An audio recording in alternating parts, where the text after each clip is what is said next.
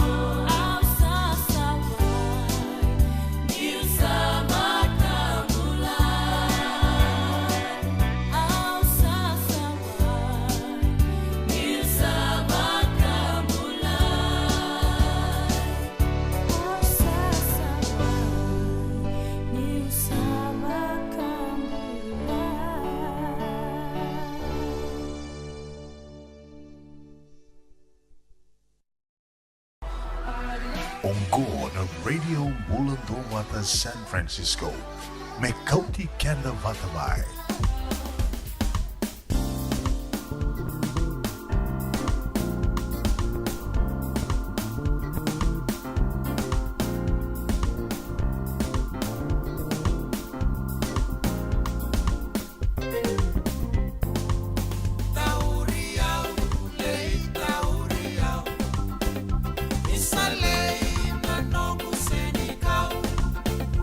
Ilele, yo no sé.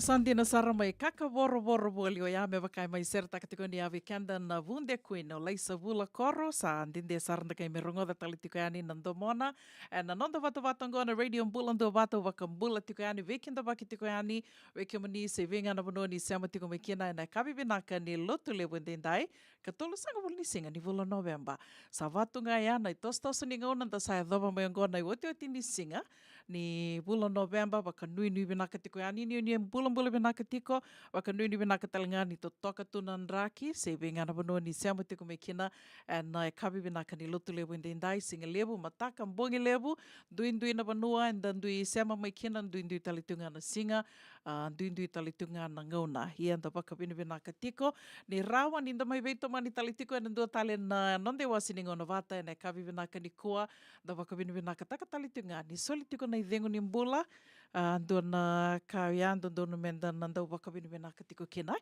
ndo tukuna wana nungu leo ni vale nungu turanga nei ta ni kila so rangai andra na mataka sa yali na Kendrika sa se sandu verto na ngoni sa yali ndo mbeka na leo ni matabu vali ndo verto na itumbu sa yali koya ke wakanda yandra tiko na mataka ni kua nda sa dhoba tiko mai na kavi ni kua vikito na tomba leo vungo San Francisco nda se tiko vatakede waka matabu vale ndina ni vungo vikanda nda ndui tutu tu mai na vese burbur tali so vekenda to tiko ngoi Amerika so tiko mai viti so mbeka tiko mai Ngilandi ia ke waka to kilani nda to se tiko vatakede tiko na se to dengu se toli tiko na dengu ni mbula vekenda to ndono menda to na waka vinaka tiko kina au ni taka ni nda na ve toma ni tiko ani e nei wasi ni ngona vata na kavi ni kua la ke dava tiko na vitu na kaloko rua tiko na nda bulangi na sivina vai na tini na miniti sa waka nuni tiko ni nda na mai ve toma ni tiko ke una isi vanua no goiava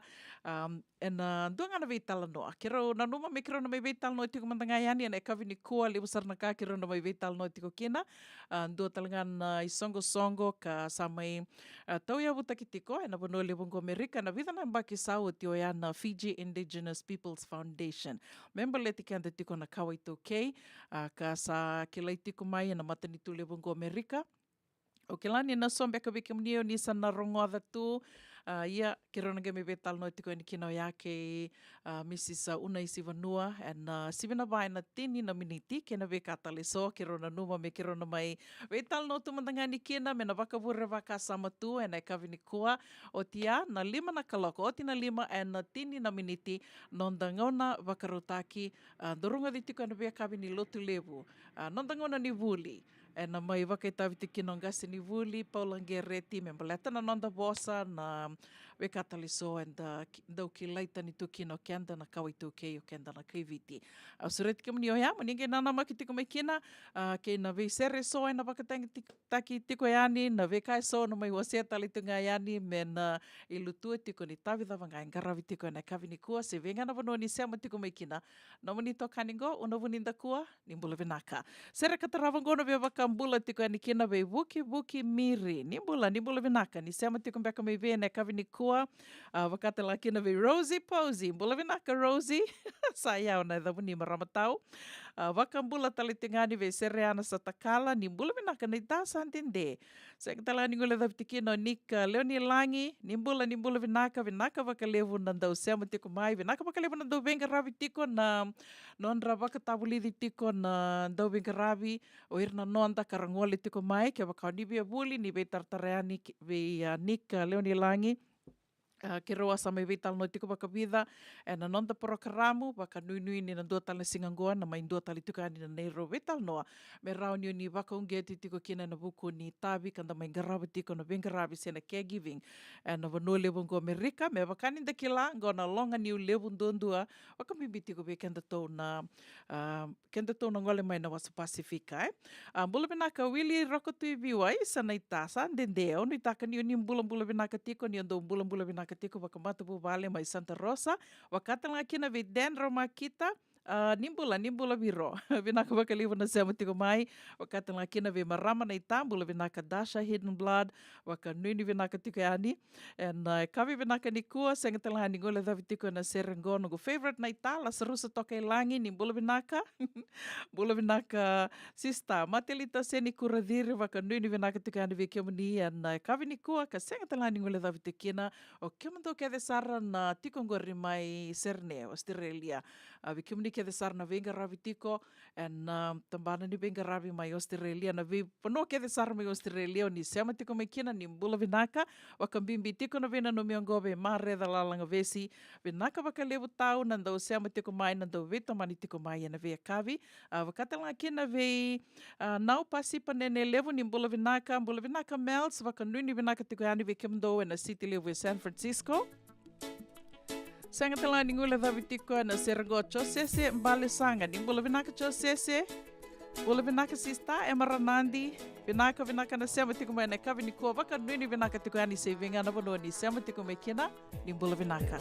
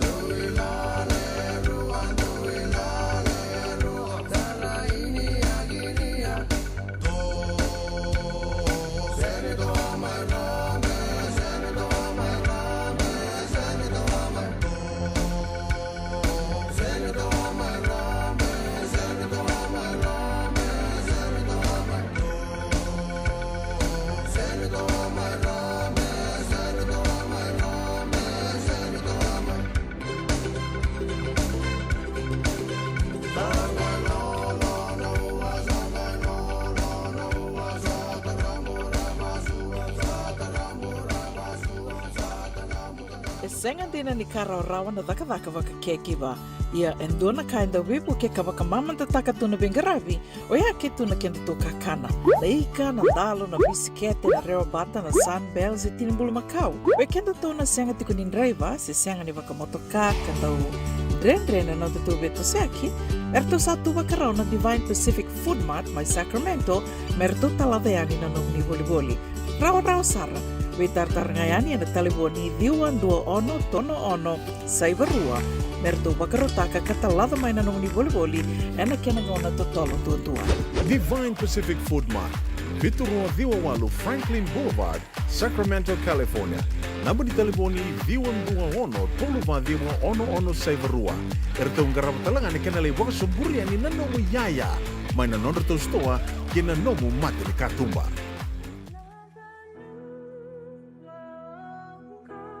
Nongu Chisu, Nongu Vanua.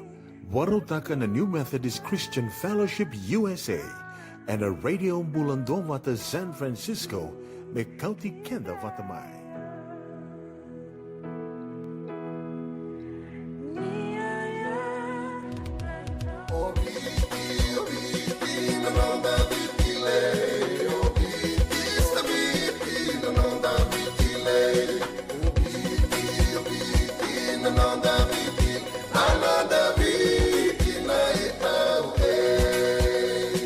Nonda biti ke ngasini buli paulangereki rungodi ena lima na kaloko ena kabini lotule ve kemundo e Amerika tini karuana kaloko ena singale buli bakaromboka ve kemundo mai viti ena radio mbula tua wata San Francisco me County Kenda Watama.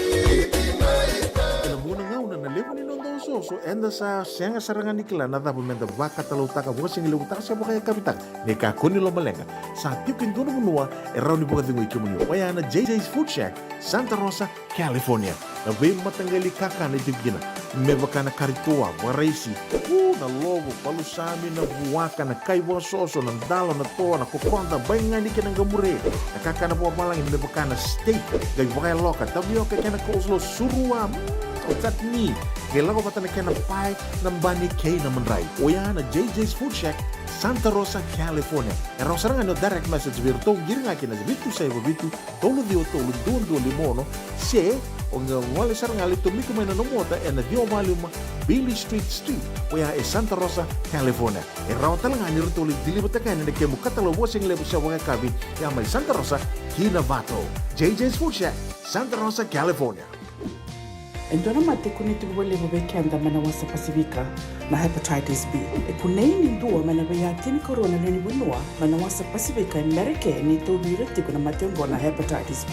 Ongoli wake na kenara ni betobi se na tobi kuna matini na venada se liver cancer. Endende mendo kila kesa teni kontiko.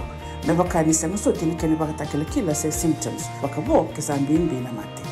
Mbimbi ngoni kila mono wakani kebi membaleta na hepatitis B. Peter mai kena telefoni 526 ono vituva 51watolu sesi kobo na nondo to website www.sfhepbfree.org. Ai, kemundo bakando tunga mai viti. Sa baka matalau na nomundo kovati. Sa lemo na kemundo tinika na tinimbulu makau na bisikete na rewa bata. Red cow, wupu. Da sa kusi masarangan na ikatungo. Gamay tutala na kenurnibondo kenambele. Pai, correct. Da boleh mai be. Oi, dosa itu ni kila. Kita boleh ngamai na Maulimat. Tok nganggo i Santa Rosa. Mai be? Na Maulimat wele. Doko na nonda business na ngoli tau kay Amerika. Doko sa mai. Do mai volleyball na Maulimat. 4525 Montgomery Drive, Suite 2 and 3, Santa Rosa, California.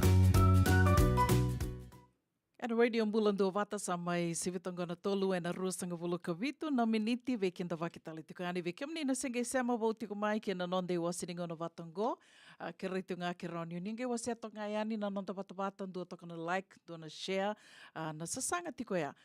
Sasanga tiko me ngai dhava na mbaki ngo, me sa tu e adhoba yani nandua nandrau na undolu, na leo ni nanda tu matabu wale ngo na radio mbulandu vata.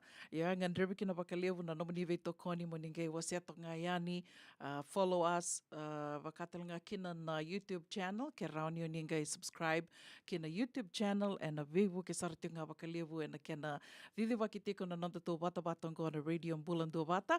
Waka nui ni vinaka tikani ka waka vina ka talitu ngā wikim ni ke te sara na vetoko ni tiko mai e na nonde wasi ni ngona wata e na vea kawi ni moni te kena waka raumbuka.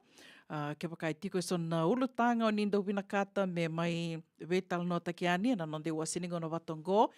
Se sombeka na wakanananu e tiko, nege rau ni na bola ngā mai ki Viau Radio Mbulandu Vata, se una wuninda kua rau ni mita mai na nomani Messenger, na ke wakai tiko e sona kau ni vina kata menda na mai vital no taka e na nonda wata watongo.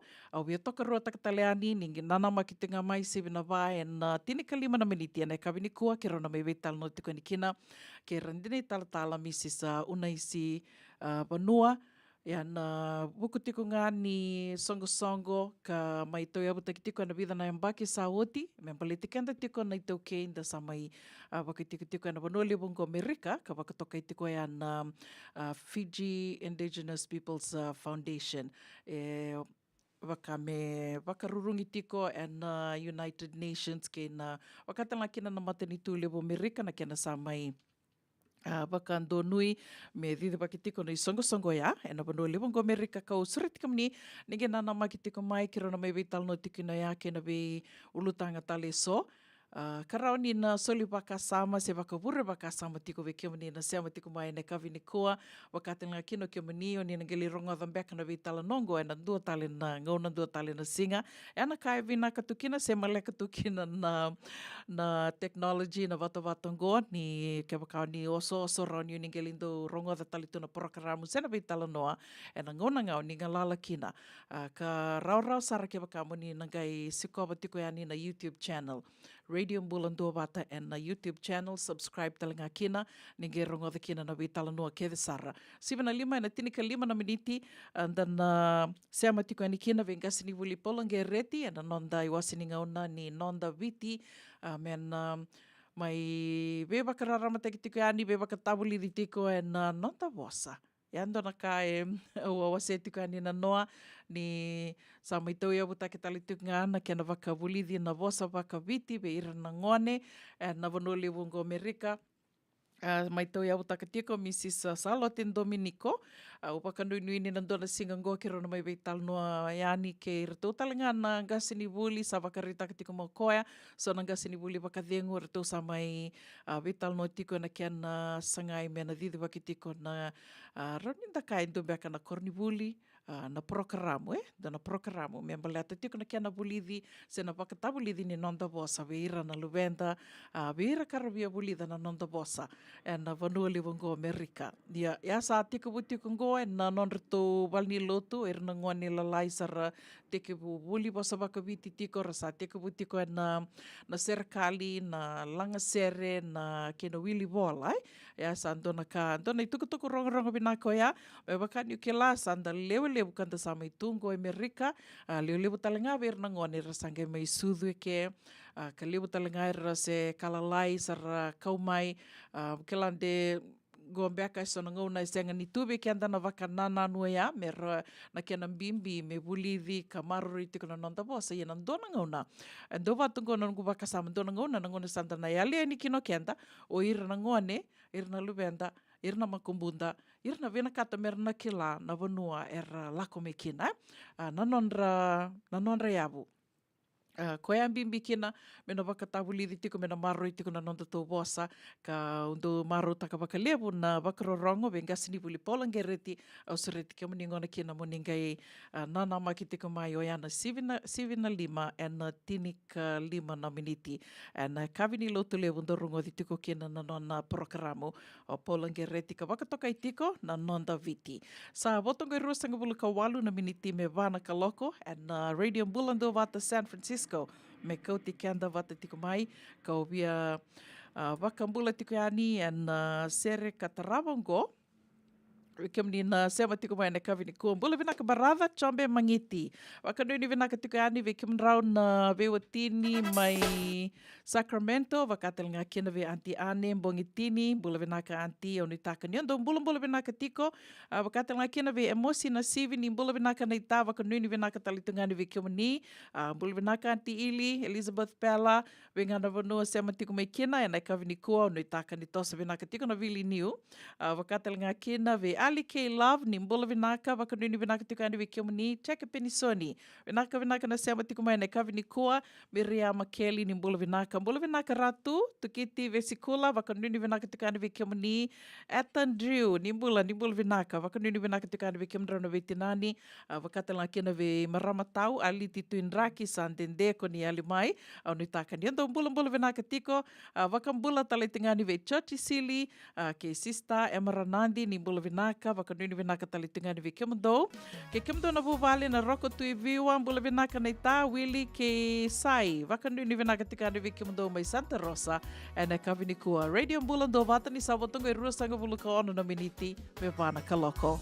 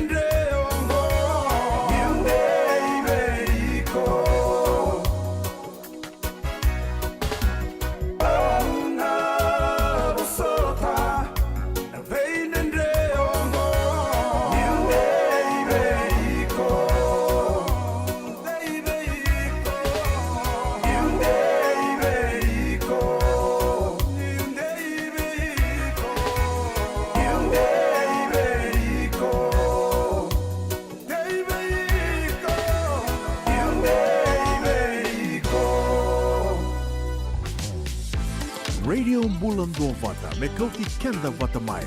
Mai San Francisco ki pura-pura. Sema mai ngai wase yani.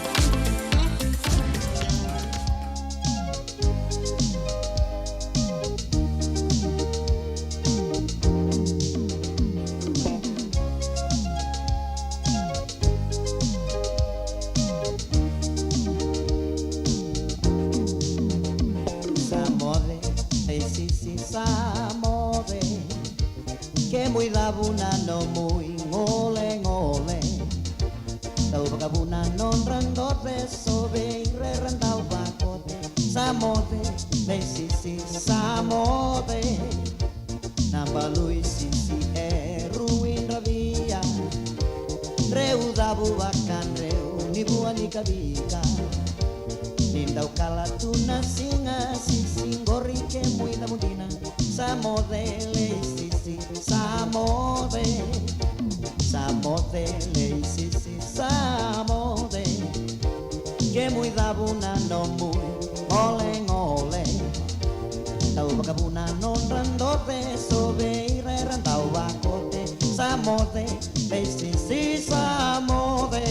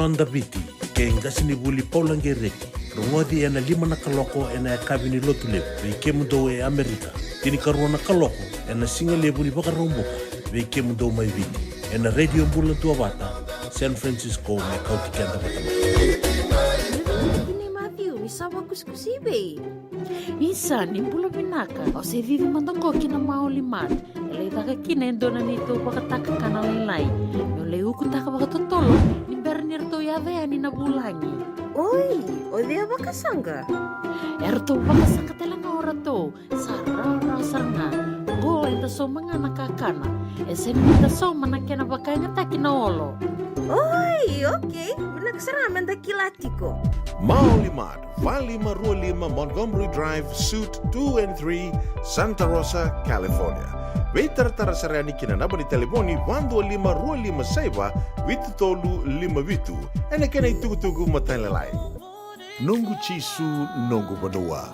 Dorongodi na vima maniono kina Vitu ene kabuni bugululu ve kemudawe California, Veima mani ruane kavi kina Tolu ene singalewu ni lotilewu, ve kemudawe Viti. Warotaka na New Methodist Christian Fellowship, USA. Rongodi na Radio Bulan Vata San Francisco, me kauti kenda vatamai. JJ's Food Shack, E tiko kina na kakana boka biti me bakana kokonda. Lobo benga ni ngai kani do itu na bundi na dalos e tabioka. Na kakana boka malangi me bakana steak boka elo kena coleslaw. Wee! Na karitoa sa wadha badina na kani kana. Kay tiko talangana non to specials and the lomo ni madawa. Dau tamba na Facebook. Na doi ni tiwa ya na bani mandrai pai kay na bungatale. Gore na JJ's Food Shack. Viu Valley mo Billy Jean Street, Santa Rosa, California. Karo talagang rato dili mo yang may Santa Rosa, may ato sarani kinavato. Giritirto sana kinavitu sa mabitu tolo dio tolo dundu al limono. JJ's Food Shack, Santa Rosa, California. Ito binugutati ko na hepatitis B. Kaya sangat tuni bakilaw ko ento na ka. May adaw ningilay tora na hepatitis B test na madaw sao. Asama nilidula ni tataro ni hepatitis B. Karato sana tago makikina na nito matubabali mana matirero bagyo. Sa kami biki na manila hindi kaya bitator na hepatitis B test. Witartarmay kina taliboni 527 ono bituba 582 tulu sa sikomana www.sfhepbfree.org na kenay tukutuk matalilay. Doyan Robina ka naman raman na ita. Do samba di ba kusa-kusa ibe? Yandra na ita. Kita sili katalaw manday na Orange Lounge. Maleka. Warasan ba di kata-kata pinakasar tu nga toboy simbang bakaw. Ngay way dala tu kinambat. Ko yang serengan kori. Sono ngona santa pinakat serengan na kenta kakana. Di na to zoko. Kaya kito sana berata ini baga singalebu. Kito sana gali baga kabin ngaya ni kina. Na Orange Lounge. Katalaw boka singalebu siya boka kabi. E baraw tayo ito boka manggo sanggay totoka na buno ni kana. May namenda to identity. Kanay boka singalebu siya boka kabi. May baka na boka sekera. Na sui. Ikatabu teke. Roro boka lolo. Kaya na vida tale. Giraraw mo kila na menu ni singoya. Na Orange Lounge. Tolo-tolong dua Orange Street, Santa Rosa. And dua tala na tamang nibingarabi ni Divine Group of Companies. Dola may na walang kaloka na mataka, kina walang kaloka anambongi moniti kina singatambo na Orange Lounge. Tolo-tolong dua Orange Street, Santa Rosa.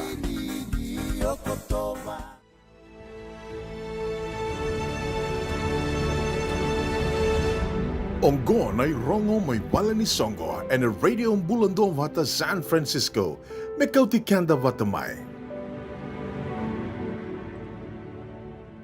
Tukutuk nga yadoroti kumai na nonde wasininga una ni rongo may bal ni Songo e na kabi binaka ni lotu lebu ende na katulu sang bul ni singa ni bulan November ni samay botungo itini kabana miniti me bana kaloko o yan na vesure tiraramba do na vesure tiraramba tikongo ve kiomni na tiko en tomba lebungo San Francisco na East Bay senga talangan yun iba ko itiko kina may Sacramento may Santa Rosa kaya baka ni wabu kisumbu mai ki na Bay Area na moni madango na kabi ni bakaro wai sarangango vesure tiraramba tiko yani na tambana bakabiti ni songo lotu na LDS yan na LDS Fijian branch na nonrito Christmas party na baka idurtiko na baka rawai sarangango may na 5 kina tini na kaloko en nambongi da may baka kabin da may sotan da may vekilai ve maliwai may maro takitiko na nonda sa baka namata tiko yani kina singa ni sudu yan baka idurtiko na Rua Valima Ludman Lane i Millbrae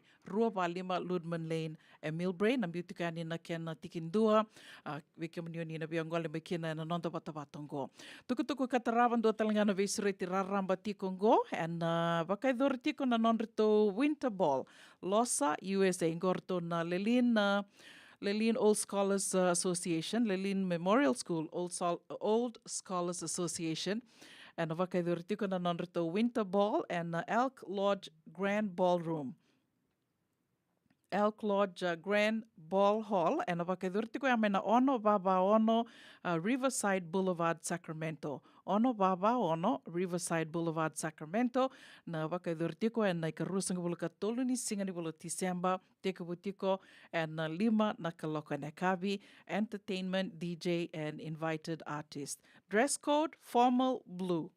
Formal blue yan dress code and nambong inisingo yan na Winter Ball baka and $200 na iduruduru and $200 na iduruduru kaya tuku matay lalay round yun ngibi tartareani and tolo na namba ni talibo ni sambiu to kumengo au san tabuto man tangayani yan ang imbiu talito ngani na nondo to bata-bata menangay rawi kiam niyo ni nabiya bi tartareani kirto namba ni talibo ni na 527 Vitu ono 22 tolu 526 vituvitu ono 2228. Se 220 228 35 vava 220 228 35 vava se 225 568 2 225 568 2 Me wakau kaya, au nanga imbite ani na non tatu Facebook page, na non tatu watawatango, o seng ni kila, weki omani, ngona mantangango, au sandu ndrendre sara, na nungu na numatu na nambo di telefoni, me wakani sa rau nganta sa tampa ngayani, telefoni sambitu ngai na non da contact, seng ni wakai liundo rau tu na non da na numa na namba di telefoni. Ya, seng na lenga, au nanga imbite ani na non tatu watawata na kia na tikin dua, se mani sanga davan, do lewena tiko, sendo na wuda, menangai tau ya wutaki tiko, na mbaki vou, dawa ngai nom do itubutuba, nom do sasanga tiko, na sasanga ni kaniwei vuke, se na kumuni lavo, ni wako tamena kini tukutuku. Se mania se burabura davo, ni tiko kina, e ana kai tali itu kina na non tatu watawatango na radio mbulando wata, se na technology na ngonongo, social media, sa rawa tu, se mania se burabura davo enda tu kina, se anga tuna lenga na kena ni rawa ni sanda na rongoda, da reida, da kilake, de na veka ave tiko na ve se burabura.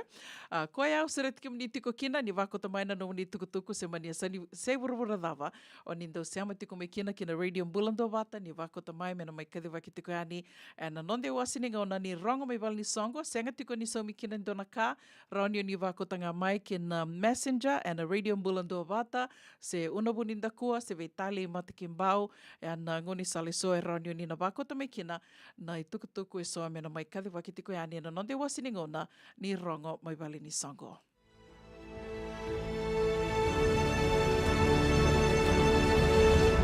Ongo na rongo mai wala ni songo and a radio mbulando wata San Francisco. Me kauti kanda wata mai. Mai tomani tiko nanda waka rongo sere, ni waka me waka ni sa mai wotongo i diona miniti me wana ka loko. Na nama ki te ngā mai si vina wā e na tini ka 5 miniti. Ke rona mai veital no i tuko ni kena, ke randini tala. Una isi vanua e na wuku tiko ni songo na FIP. Ea na Fiji Indigenous Peoples Foundation, FIPF, ka wakatel ngā kina na vekatale so ke rona mai veital no tiko ni kina, ke rona mai vewa seitunga ni kina, me rauni na soli waka samatu, waka vure waka samatu, veke mani, se mani venga na vano ni se ama tiko me kina, waka bibi tiko vekenda na samaitu, na vanua tani, na se sai burabura dava o ni se ama tiko me kina. Sera ka tarawangona ve waka mbula tiko ni kina, ve Eleanor Rasinga ni mbula vinaka, waka nuni vinaka tiko ani ve kimdona ve tumbuni mai Sacramento, mai Santa Rosa, ni bosoti au. Waka tala kina ve Saula tuingalau, ni mbula vinaka Saula mbula sia.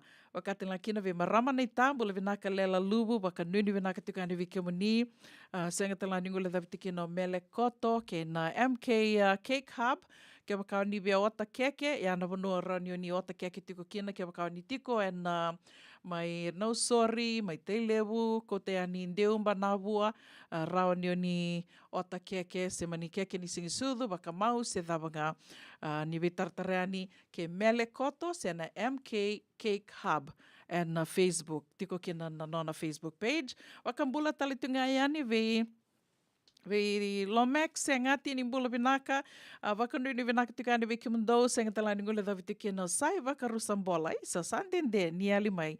Au ni taka ni mbula vinaka tiko, mbula vinaka eli na kaudhiri, au nui taka ni tono mai sota na waka raweongo, au ni taka talangani ni mbula vinaka tiko. Wakatala kina ve Caroline Luisa ni mbula vinaka, te vita vasu, vinaka na sema tiko mai ne kavini kua, waka mbula tiko koe ve Savinada, Yowane, Penny Sangiri, mai Nandela ni wavu ni Amax Resources Limited, mai Lotoka. Dau mbula vinaka, wakanui ni vinaka tiko ani na vuku ni Bengaravia na kavini kua, senga talani ngule dhavi tikin Olivia Nangoro, mbula vinaka Maramatau, Sandende, wakanui ni vinaka tiko ani ve Kimdo, wakatala kina ve Akosita Mataname, wakanui ni vinaka tiko ani Johnny Lenduan, rombula vinaka ngelolo matu ani ve Falena, wakatala kina ve Anatawake, vinaka na sema tiko mai na kavini kua, mbula vinaka Falena, Iva Mere Mangiti, wakanui ni vinaka tiko ani ve Kimdrau mai Sacramento, wakula na Kauwandra, mai Berkeley, isa. Tau bebola kati tok ngango, wakanui ni tau na sota na dona singa, ni takanui ni mbula vinaka tiko mai dakin gori, wakati langa kina ve singa, ndrau ni ndalo, ni mbula vinaka wakalevu na sema tiko mai ene kavini kua, dina tau dhoko, wakati langa kina ve barada chombe mangiti, ni takanui ni mbula vinaka tiko, den rau makita vinaka na sema tiko mai ene kavini kua, senga tala ni ngule davi tikina obi, vose ilangi ni mbula vinaka sakaraya kata, wakanui ni vinaka tiko ni viki muni. Senga tala ni ngule davi tikina dona tadingungo ke rau do nero daka tungana ve ndrendre vakina ve ngona ke ke robe tal no kina ya kamena kana ndrendre se badava eta mbula vinaka eta wakanuni vinaka tikani ve Nancy Nan Dan wakanuni vinaka tal tungani ve kemundo ene kavini kua emosi na sivi vinaka na sema tiko mai mbula vinaka anti ane wakanuni vinaka tal tungayani ve tupe ni taka ni tos vinaka tiko na vengarabi ka na mai toma ni tali tiko na vengarabi bula vinaka di Lady D wakanuni vinaka tikani ve kemundo na City Cruises ni taka ni ndo mbula vinaka tiko senga talanga ni ngula davi tikina Waisea Bushanti nimbula vinaka Waisea wakanuni vinaka tali tungani ve kemundo mbula vinaka Emmanuel oi Iyo, dina sar me sambo ko limandanyo Emmanuel au nui taka ni mbula vinaka tiko mbula vinaka wati ke tamani senga tala ni ngule davi tikino Alani Lolo Hea Senior baka mbula tali tingani ve my sister Jane nui taka ni mbula vinaka tiko ni lubudi tiko na ita, sombo. Au ni taka ni ndo mbula vinaka tiko mai sanangori, waka nuni vinaka tiko yani en kavini kua, kau ni taka ni tona mai sota ni dona nguna leka ngango, sambalau na nguna ando yali tiko mai na City Cruises. O tongo 5 miniti me vana ka loko na radio mbula ndua vata San Francisco, me kau tikenda vata mai.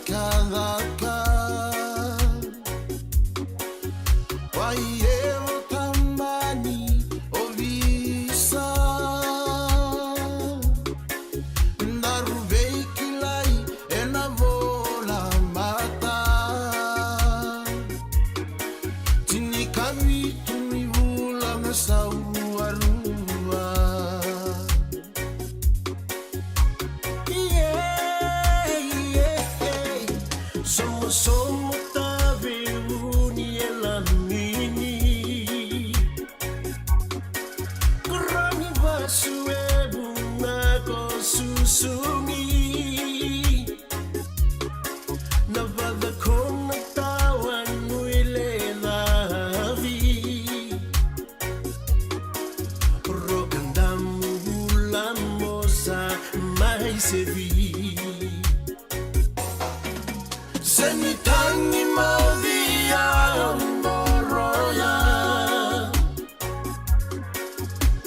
Suki na ke muraka walenga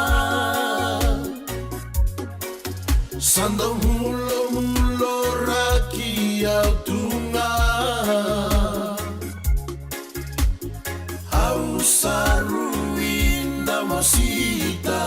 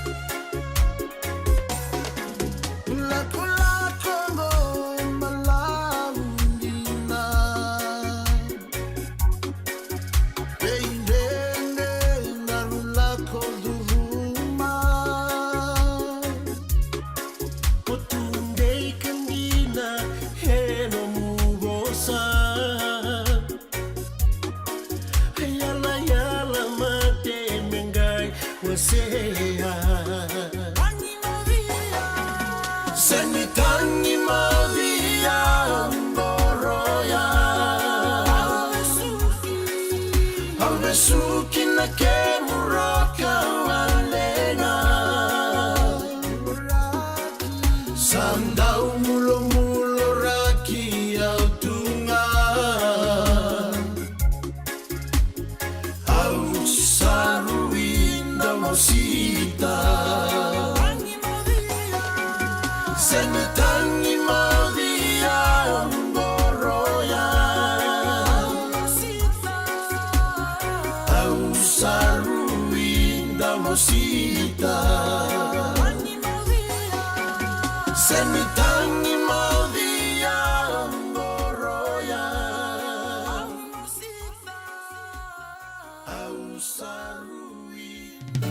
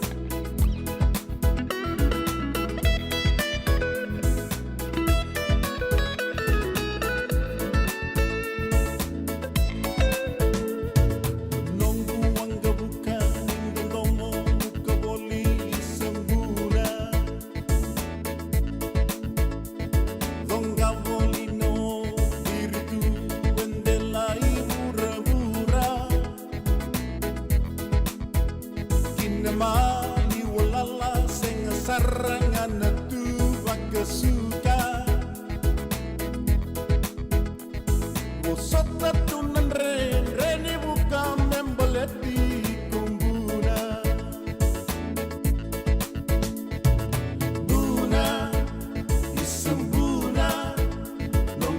wanga nindo tomo isembuna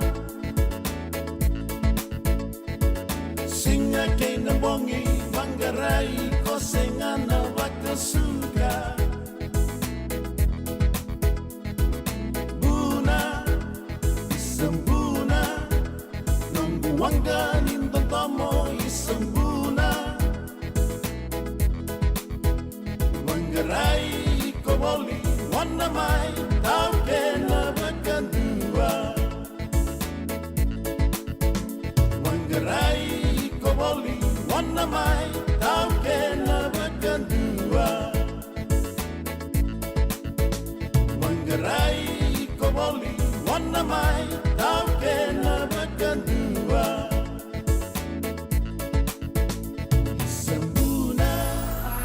Ongo na Radio Mulanto Wata San Francisco. Mekauti Kanda Vatamai.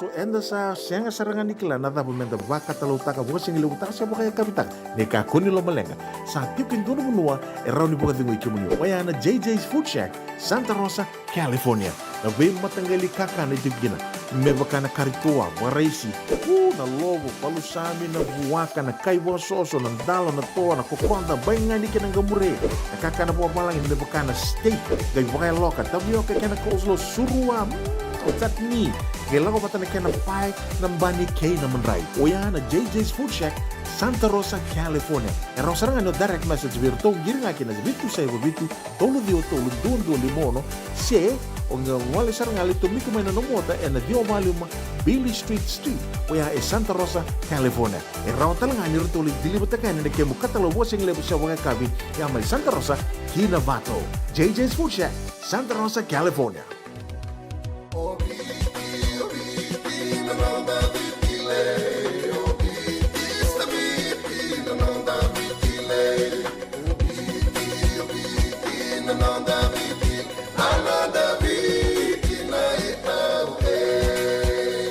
Na nonda biti ke ngasini buli paulange reki rongodi ena lima na kaloko ena kabini lotule ve kemudo e Amerika tini karuana kaloko ena singa lebu ni baka romboka ve kemudo mai viti ena radio mbula tua bata San Francisco me kauti kenda batama Tiko, daw saya lumbalamon din Siyempre mandangan ito buli-buli, gaya o tali ito ni stoa. Tolako. Sige niya na stoa, wala ka tunga ko maulimat. May binaka ni sa tukit sa nga kina nagkatungan reba, may paleta na nato ito ilalako. May binakasar nga, wala yung muli roti karibatyan ni kina. Dato birito na bisi nga nagkarimatyan ni, said means kaya na sausage roll. Gaya rito makuntal nga napakasakay bukas sa gilay mo na bisi. Karatal mo na address? 4525 Montgomery Drive, Suite 2, Santa Rosa. Do baka para ucu bega kina do na ni matu bale, senong do boli nga baka matawa. Wala to mada kina mauli mada. Esa tu kede kina na yaya ni kakana. Yaya ni ti kina bikala lai tale so, kanda unrendre na kunea. Atu raw talang ni kota ni nomu ni boli ke baka ni tigo man na marin se Sonoma County, kandendre nomu ni vila baki. Vitar tarani kina napa ni taliboni, 125 saiba. Vitu tolu 5 vitu na kena itu puku matai lalai. Mauli mada, 2525 Montgomery Drive, Suite 2, Santa Rosa, California. Dendran ka nang wala ni kibalilo tira buko ni oso-oso pakadada ka? Sendrakin-drakitan baka na itos-tos nimbula? Kuha nilenga sinui gawa-gawa. Nana magi-mai kina programo warotaki. May veratao na New Methodist Christian Fellowship USA. Nongu Chisu, Nongu Banua. Rungo na bima manion na kabini buko lulu bay Kemando e California. Bima manindu na singilewu ni lotulewu bay Kemando e Viti. And a radio bulando vata San Francisco. Me kauti kanda vata mai. Sengan din ni karaw-rawan na daka-daka waka kekiba. Ia endona kainda wipu ke kawaka mamanta takatu na bengarabi. O ya kitu na kenda to kakana. Leika na dalo na bisikete na reo bata na sunbells e tinimbulu Macau. O kenda to na senga tiko nindraiva se senga ni waka motoka kanda u dren-dren na tutu beto seaki. Erto satu waka na Divine Pacific Food Mart may Sacramento merto taladeani na nung ni boli-boli. Rawa-rawa sara. Witartar ngayani na taliboni diwan 21-21-11 Saibarua. Merto bakarotaka katalada may nanong ni boli-boli na kinagona totolo tutua. Divine Pacific Food Mart. Viturua Diwawalu Franklin Boulevard, Sacramento, California. Namba di taliboni diwan 21-21-11 Saibarua. Ertong garabatalangan ni kanalay waka suburian ni nanong yaya. May nanong rito stoa kinanomu mati ni katumba. Ana radio mbulan do vata samai sivitang gona pai na tinika tolu na miniti o wakarita katikania sivina pai na tinika 5 na miniti wakanui ni kirona mai veto mani tikani kirona mai vetal no tikani kirandini talatala unai si vanua vetal no takitinga na kena mai tauya butakitiko na Fiji Indigenous Peoples Foundation FIPF lebo weekend to na tikungo Amerika to sakilatiko lebo talanga to sember tiko nikila ni tiko ndo na isong go na daba saramanda na kena usutu na kene naki ko ia usreti ke muni muni ngena na makitunga mai kina kena ve katale so ke rona numa me ke rona mai ve wase itu mandanga ni kina me rawa ni na wakavure wakasama tu se venga na bono ni se matiko mai kina and kavi ve na kani kua ia na dona ngona leka ngango ngona mandanga ngo au sene ve wakambula ni kina ve sureti tiko muni ve tomani tunga mai ka via wakambula tali tunga ve Mrs. Inise nger tambua bole ve na ka sista wakanu ni ve na ka tukane ve kimdo mai Sacramento ni voso tiao wakatanga kina ve kimdo e na maoli mat na mboso levu ni maoli mat le meki salu sinia au ni taka ni ndo mbula ve na ka tiko na ve tamani sega tala ni ngole da vitiki na moape singa ni sudu ve na ka ndo mbula ve na ka mai Australia ni taka ni tosa ve na ka tiko na venga ravi na longa ni vaini mai Sanangori wakatanga kina ve Alathea Williams mbula ve na ka OG wakanuni ve na ka tiko ani ve kimuni mbula ve na ka sista vuki Rafa Luisa Oliviti ni mbula ve na ka maramana ita wakatanga kina ve Tumbui Grace sandende ko ni alimai oni taka ni oni mbula ve na ka tiko mbula ve na ka Butch Tutatia Laveti wakanuni ve na ka tiko ani ve kimundo mai Nandawa mai Narere se mai Waila Auni taka ni ndo mbula ve na ka tiko wakatanga kina ve Mosi na Sivi ni mbula ve na ka wakambula tiko emosi vena numi tiko e na serengo ve kimdo ke sara na matatimi ni mati valu ke na matatimi ni ovisa e na Sakuna Bowl kana garavi tiko na kavi serengango e na King Charles Park mai Nandi isa wakanuni vinaka tuyani ve kimuni talangana ve toko ni tiko kina mbula vinaka singan raunindalo vinaka wakalevu na sema tiko mai ne kavi ni kua mai na koromakawa ke viti au ni taka ni totoka tunan raki mai Sanangori wakambula talitungayani ve kimundo and na City Cruises and na Bay Cruises o ni taka ni ndo mbula vinaka tiko tosa vinaka tiko na kena garavi tiko na Itavi na buku ni Vili Niu and garavi tiko na kavi ni kua waka nui vinaka tiko ani vikimundo filo ni mbula vinaka.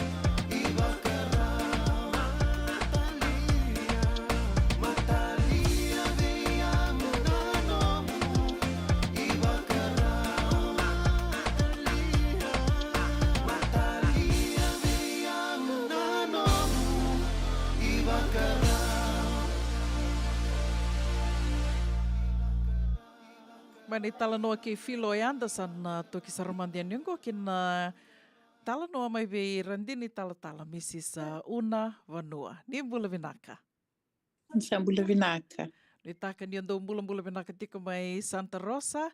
Vinaka wakalevu e wakawini vinaka te kiamani na mani wangalala te kiamani mai mindoro mai ve talanoa ne kawini kua na buku tiko ngā ni Fiji Indigenous Peoples Foundation na songo ka o ke la ni do waka rau tiko kina i ni mbero ya ndarua mai ve talanoa taka tiko mantanga e na noa e na mbongi na nomoni adho mai virongo de saramandanga na nomoni talanoa ke na ve katale so ranindoro na mai ve talanoa taka tiko e na kawini kua ke rao ni waka mbula mantanga ve ira kara seama tiko mai ve kiandaru e na kawini kua ka ngai waka madala te kiamani talenga. Pina kau wombula raramba weekenda na viokani. E na lewe viti na nisi amati mai awali wali bana ka binising ni kua wa bana kwe maramaneta. Pena nona solia na ngalala meu na wa madala taka sona kambaleta na nungu mbula kina nungu matu vale. Kiro we ado mai Santa Rosa e mai rauna daga vaka. Kiro kilani vinaka na niro mai sa sanga sa karawikina na ngone na makubiki rau sa wuli. Kiro ngai mai sa taba sa mai dola na wali lotu. Kiro wabina kina wana kalo. E tuna ni roitabi e na ni na nonda panua. Aundo marutaka meu o madala taka ni na nungu kalo na nungu panua. Ya na nonda imbole na ngoni viti. E kunci mo ya dango me baleta ni sember ni kiro na la kwa ni na kambaleta na FIPF. Kwa na kau madala taka kiro wabina ni kiro sa mai toka kiro sa toka ndi toka nandua na sana go e adana nero vale chico Sunset Avenue romu ni singa. E tostu wa malu na vaka kiro kilani veli takiti na klo.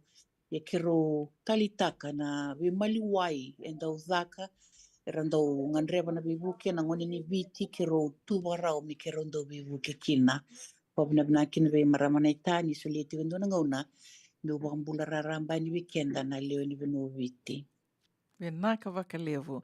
Uruni taronga mantanga se sa wakadhawa na balawu ni ngauna na nomunro mai tiko voli na wano levu ngo Amerika. Buleta ni kilani sa levu na bisawe, dona kana bisawe mai na ngauna nro senga iadho mai kina me adho watiko mai ngo. Na sa balap sara na mai tiko o taltala liu mai ko na o titonga na 91 e ulang moya na 93 sa kiro mai kiro tiku ke nga mai Palo Alto tu ke ana sangolo tu kiro sange ngoli Los Angeles kiro lei to mai kina chikuna daka kiro sange ngol mai Santa Rosa kiro sa mai amba kiro sa bukaru tiku na ni Ruvale ko ke tu tikina ngona dana tiku na Sunset Avenue. Vinaka, au kila bernin daru tostal na daru vital no nei tau ni waka nei tamai o kila ni sombekar na loma taru takatu nei tambeka mai ve. Marama nei tamai ve ni wakawati mbeka i ve. Well, mai lo mai viti, mai sinuwa da koro lo mai viti, au wakawati i nambukele wira, nambukele wukandawu. Venaka neita nangono sengai atho mai kina na samba ndo tale tonga nangono palawu go au santorongo da ni andro tiko i Santa Rosa ka ndo na noma tu nongo na noma kede tu ni o kemani mai Nandi. Ia au kilatalanga ni tiko na noma ni se mai Nandi. Ia vinaka neita o au suzu mai Nandi au kai Nandi.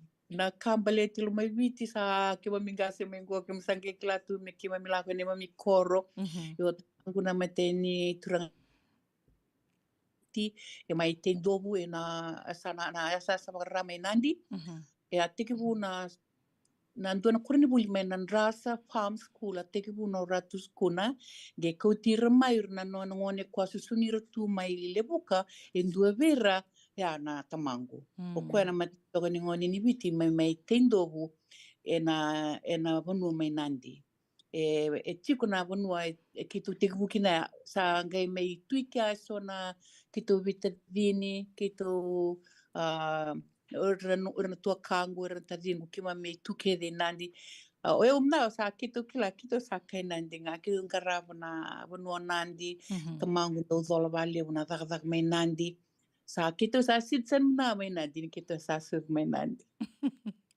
Vinaka. Asa wakangando tukuni mebe kito now it makes sense. Ni ondo na numatik. Ui, gona marama ni nandi. O tau Ia, vinaka wakalevu, wakavini vinaka tiko na nondoro mai tal no rawa na kavini kua. Mai na ngono ia. Ngono nrusege ia to me kina I Palo Alto, sa mai tau ia i Palo Alto, nrongoli LA, o te asange mai tiko ngoe na Sunset Avenue. Dava saramanda roni uni kai na anomani rai. Membole te kenda na i toke, membole te kenda na kaiviti, me wakani rauni dan dua wata ke tiko we kenda na sa mai wakai mbaki toka na nonda mai tiko Amerika ni da sa leo levu sa leo levu na ngonongo sa ndui waka levu talanga na ngonongo ya ndona ka au wakandina dina taka na ngono sengi ya talanga mikina ya da ni wakamen da senga soti ni ndo weka waitake na ngono ya levu do mendando wakambula ni wango era senga ni kawai mai ndo kai tu era kawai dake mai o ira na India o ira na India mai viti mera mai tiko dando sota bango e dona kana non rakau i teki kenda yo kenda to senga soti ni ndo levu na senga soti ni tondo weka waitaki ia na ngona ia yung gonda sa levu mbala tambaka ni sa mai levu na weki lai sangai senga soti ni urai na iwakarau ia na dava manda na nomani rai me wakani e sambalau sar tiko na ngona ro mai tiko kini Amerika me dava tiko mengo tava soti na visau sambaka na kavinaka so na ka tambaka ro ni uni kaya Pina kaya ngori na kanti na todo ko ndo masuta na kalo ke rauni da kabindo na ngon sal mi bina kina na nondam bula na ngoni viti ndo maruta kirna we kanda mai tonga Samoa sandona kana nonda biloman tanto reda na nonda sasanga mai ele mandanga ndo reda na nonda o eu tik na tumbu baru na maramani tonga ndo reda na nonda ndo wi maroroer ndo ndua wata do liado tunelo na da sini roki ni bango penda na ngoni ni viti enda tukuna tuni enda lo tu ba Kristo sini lo re weekend enda na lo ba klu come kero sama dende to kango na bu valingo kero sama maroroya ele na matu vale ralak mai reklunga tani rado mai kero dingo mi kero maroroya na matu vale sarona da vaka rona vale rona buli kero ba ni binaka ni satos Yendo ka kirunga ire ni yado na ngauna sa nduan wali lotu sa tos chukuna lotu bo ni nak tai tiko ya bona klu. Nangauna sa mai ndola kina ndona ka gona na la mai na prime minister bo ding o Garcia le senya Garcia. Kai mai tau e tai ngona kina kwa na FIPF kero ndua saranga kero wa tau kertau tiku tak mai na kango. Kona songongo. E sandua na songo binaka ni songo saranga ni ngoni ni biti kai biti e sanga ilo rei tungo na ndu e tungo sa sengni nda kilara na tava medak kero masuta na kalu kero ni yado na ngona me toso mai yo ya una ngura ya dango but sa mbala una ni ruben karabiti mai na FIPF kero do tuta wale una kani ratus kuna de le una kai ba kina e se senga chunga o sengi klara na tava na roni daka e usa reda ngango ke bakaya to malmalum na committee e na malmalum na kakena wa ko sando bina katkina me koni ndon dende tu ndanga sota ke bakar to roni sota tu na committee bukan dondo na gula merto ko to me kine sona wakasama e roni babu na merak kaule sumai na nonda kwara sa senga tuni bo bia kawai mai na bula ni garabi ni nonda panua bat ke na lotu kwa kenda tu laka tukina waka kwa kina ngoa da ke rauni ndo na ngoni sala ke rota lini zaka ndo ne vendingi e tungo matera rauni da kawa tu tamata buku ndo very active mind kila mera lako mai Mendo na ngoni sala menda tos watu mai kina na ngoni biti mpale te sa tungo na kani matintu da rei tungo na matintu Amerika e tu na ilabu era solia mai me bebu ke kina FIPF kwan kaya ko era ni mai wa toro ida ke taka na nonda mbula na ngoni biti sa sinronga ni nda na daka chukunga anda mate sin roni baya na kai da kabati kuna FIPF ke sa toso mina kan kona nungu baka Samuel e rauni bolindo na vale me renta ki me toso ke buka wala nga me ndua bata na elonda me ndua bata na elo ni ngoni ni biti o senga ni o sini baka baka taka ni na ero na ngona enda na ndua bata tal me kina ke bakai mina kana not na velu taki ni komiti. Vinaka, goria na FIPF, ia Yes. o nanungu waka sama i vatungo, ia, o waka o ndula mataru takai, na dhawa saramanda e rauni dhaka, se dhawa saramanda na vuna, e nda mai vatu ki nango, waka me mai lewu na tawasi. E senga ni, renre sanga na ka, menda lako bata mai, menda ndua bata mai, o kenda mandanga nango ni vitinda sama i waka tiko ngo, orto matanga na tonga na Samoa kau do dhaka bata kerto mai orto mai veto koni tiko wakalewu e na kena didi waki tiko ngoa na radio mbula ndo bata e ndo batanga na kaerto tukuna ni renre na dhaka wati ke kianta na kaiviti asaranga na vosa erto da buta mai e vato ngoa na kaerto ndo tukuna mai why is it so hard to work with Fijians? We wakaira teka wo mai o tia mai senga wale tuni madhala na i tostoso na vida na ngoni tu kei kara sasanga mera dhaka wata mai na wukunda na i tau kei na kaiwiti kanta sa mai wakai tiko na wano lewongo. Ia eu mandanga wakata ki au sanga indau senga tiko ni kilani na dhava miusuma wakadhava na non rito taro ni rito ndo taro mai e. O ke lani wanga wikenda tōtō, na wakantina dina takatiko ni renre, don dina na kan renre na sangatiko, menda mai ndua wata, ni nda sa lako mai na ndua na wanoa liwongo, toto wata kede, e roni nda kai ni toto wata kede na kai nda mai sasanga taka, maybe na kanambula, ndo wato, ndo na gutiki ni wala tambu tale i ada, ndo watingo, sa lako mai, me rao nambula, ia me rao wakaliwu sara, and that's why we're all here, me mai waka vinaka taki, waka torui taki na nonda mbula, ke andai andua ka waka bimbi talanga na nonda matabu wale. Ia, sawa tiko ya, au seng sartunga ni usikila, unita ka ninda nanda ubi tal no taka, me rau ninda na soli waka sama tiko kina, na dhama de rau ninda dhakawa, me rau ni tō ndua wata tiko kina. Ndona ka urida waka lewu na songo lotu, e lewu na tawase. Why is that? Dhambeka na nomo ni rai yada. Kona tatu wasi ni songo lotu e na sini rawa ninda na menda na numa ninda ina na sini atu mai bata na ne bola tambo e bola kini atu. E na rongo na iwalu e na atu na bibola boluti e na tesere na lotu e na batana loloma. Yo na non na kambale tikendo to na ngoni biti ke wakai sa watu manda na bosin kalo indina sini roni dala ke da dala suna tamata na bosin kalo sini roni dala e tu na kamenda da kawa ke wakai da ba malum ta kana londa but even na katina londina alo sabswa you have to humble yourself to come together as one. We have to humble ourselves ke wakam da ngai so e robosa tu me wako ko and dina to nyo kenda we have to accept that. En dua enam bulan sandrendre enam bulan bat kenda na ngoni bit.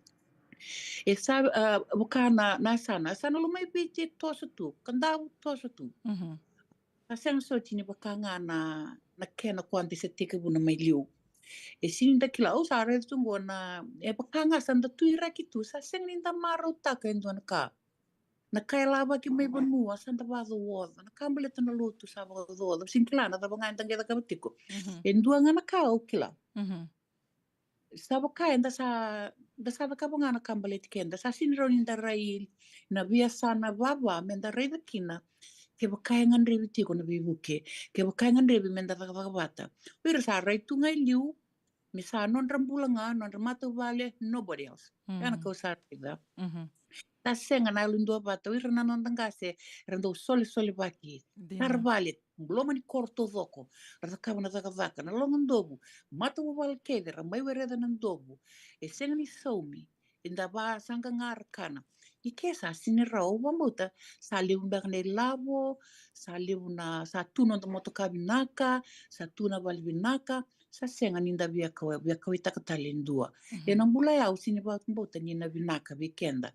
Ke bakanda sa ada kawa tu na tumbu na matangali mbula ni betawa sei. E na kai watu na non rambula erna luvenda ke na makumbunda. Sana ngai tenga sara ni rasema bata na bibeka ningo. I'm sorry. E saru indrendre yo kera na senga kera o pati kita tal kera na sini soreva kera na sasanga tiko. Na nero tutu bakalotu me kero lo mani retiu nga tamata. Na mbula ni velo mani kwe bina kata na kalo. Men da velo mani da vindo vikakana da wasena kenda da wasena menda me rao ni rareda na tamata kwa ratumbu chume na non dai sau ngoni busar sa sine tungo. Saranga yawa kalia saranga mera bola ko mendanga mai mera mai bingara bia na bonu endo zakina songo ni bonu. Yo chungo na nonda tuba ni karusa mu katolisinga. Kini na kaiba madala takaya. Kenda tu sa rei saranga kiatu na besureti. Iba kaira laku mai menda mai sota mendanga make it as a fun day. Lana na singa ni be marutaki baru na singi sudu. Dala ko mendanga mai na dava kitu na barutaka na kakana na waini ngunu na reki menda mai reki mendanga na mai marutaka na nonda mula. Me rauni vinaka kina na kaenda rauni dakava me baleta na mbaki bo me mbotali ni tuba bo wa mbaki vinaka kina saba nyunui ni na mbaki vinaka na 2024 Vinaka. Totoko wakoti adana nomini rai ia o andorovital no takamanda na FIPF na isongo ngo ni awakarita kamaya na ngona ni amaito ya na ngona ngole mikina na turanga na Prime Minister wakathengu misala iseni angarse ko amaito ya bukina na dabasar manda numdo bakana nanu ka amaito ya bukina na isongo ngo na FIPF. Pinaka kona kena mai tau e utaki ne FIPF ni kilei tiko ni tiko na ngoni ni piti mera lewena. O rongo e rau sinrau ni sema bata kina politik sinrau. E sa kila na mating tu Amerika sa red sa takitu na kambaleta na FIPF.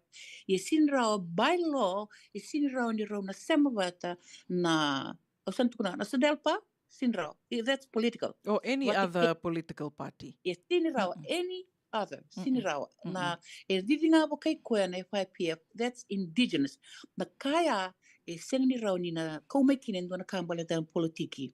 Yo, na ngona mai teke mukina sa anding tek saro matangali o chonen banu, vengo ndo turang dina. O talitaka na nona velutaki. Koe ndo wasa bandu ndo nu on time tu na nona mbula. But then koe mbula vengarabi ni mating tu. Kile lebu toko na nona vengarabi tu wat kera tumara. Mai velu taki chuko koe a vidi bina kasar tunga. Sa lako sa aviloma sa mai chuki kiando na verberea. Baleta ni sa le kautiko mai e so na kam baleta na politiki membiu mai ina FIPF. E au sa ronga baka vida na nona sa kera na turango. Ni sinirao ni kenda tona wakia bata. Na so delpa bata ke na FIPF. Kua sarambeka ngaya na lenga sa ado chungo. Me ke baka kenda me tua rongo me ke manda rongo da ngaya. Na ka ke mbaleta na FIPF didinga so delpa didinga sen total na political party didinga. Okila ni na binaka. E na binaka ya. Era na talita katalanga kura sa ayali tungo. E lewa pera saram biu saranga. E na buku ni lenga maya ado chungo. Winaka, ia na FIPF, ia na Fiji Indigenous Peoples Foundation, eh? Yeah. Membaleti kenda sarangana ngoni viti na itauke kanda sa mai tiko e na vanua lewongo Amerika. Ubia toka ruotak ngaya ni sa kila itu baka matenitu e na matenitu lewongo Amerika. Ni ndua tiko na isongo ngo membaleti kenda na ngone ni viti na itauke ke viti kanda sa mai baka itiko e na vanua lewongo. Ia, ni sabati ko ya o maro taka baka lewu na nomini wasea mai ngori ni senga ni dondonu me mai kila me mai waki wata tu ke na ndua ni songo baka politiki baleta u baka sama taka tiko ngua na mataini ngau na mai dhaka kina ndua na mbose lewu ni Sodelpa. Mai dhaka kina i San Rafael se i Petaluma, baka i dhurma i Petaluma.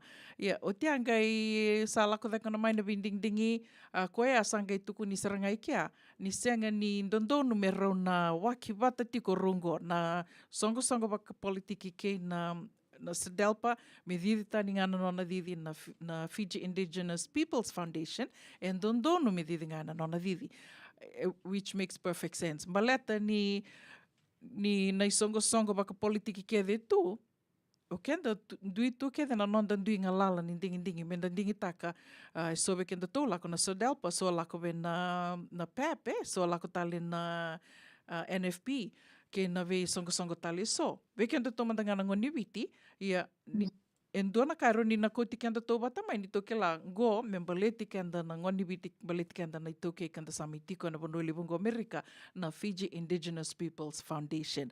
En dundunu me batiko ya kau nuitaka ni rawa ni na bose kana bakaidur tingo na bakaidur talanga na bose senga walanga ni dana laki sota tiko e na bukunga ni kana ka ve marutaki sa num do itu tiko mbako ya me na bakaidur kenen dona bose na vending dingi talanga. Yo, bombo tani sanabati ko yan, en tabon ni kango, baliten tundo no men, do tal man na vending dingi, ni committee bungo, ningay zanramay na matansinga na bakibo na 2024, sa tiko na committee kwenda sana, baka nunikina, merto na vivaka na kuatale na kwa na FIPF, kwa na kani 2024, me sa vesa usarangaya, me vesa unakata doko. Well, reda chiko ya, sinindo na tarobo na nung ding the choices. Kung kani political, sinitarobo kinoiko, you can do whatever you want. Isaya may nangauna menta sota kina nangoni ni bitim, butan wa tik manda na politikin, dada kapa manda na kani kambleta na nonda bono, matiro nonda kaur tu may biti. Na FIPF sabi buki wali mo na mating tu may biti. Liw na kaya binakatimay, buki kina. Nakamanda nga na SEDELPA, kimamisoli na FIPF, nesoli na kani SEDELPA, buki kina, buki.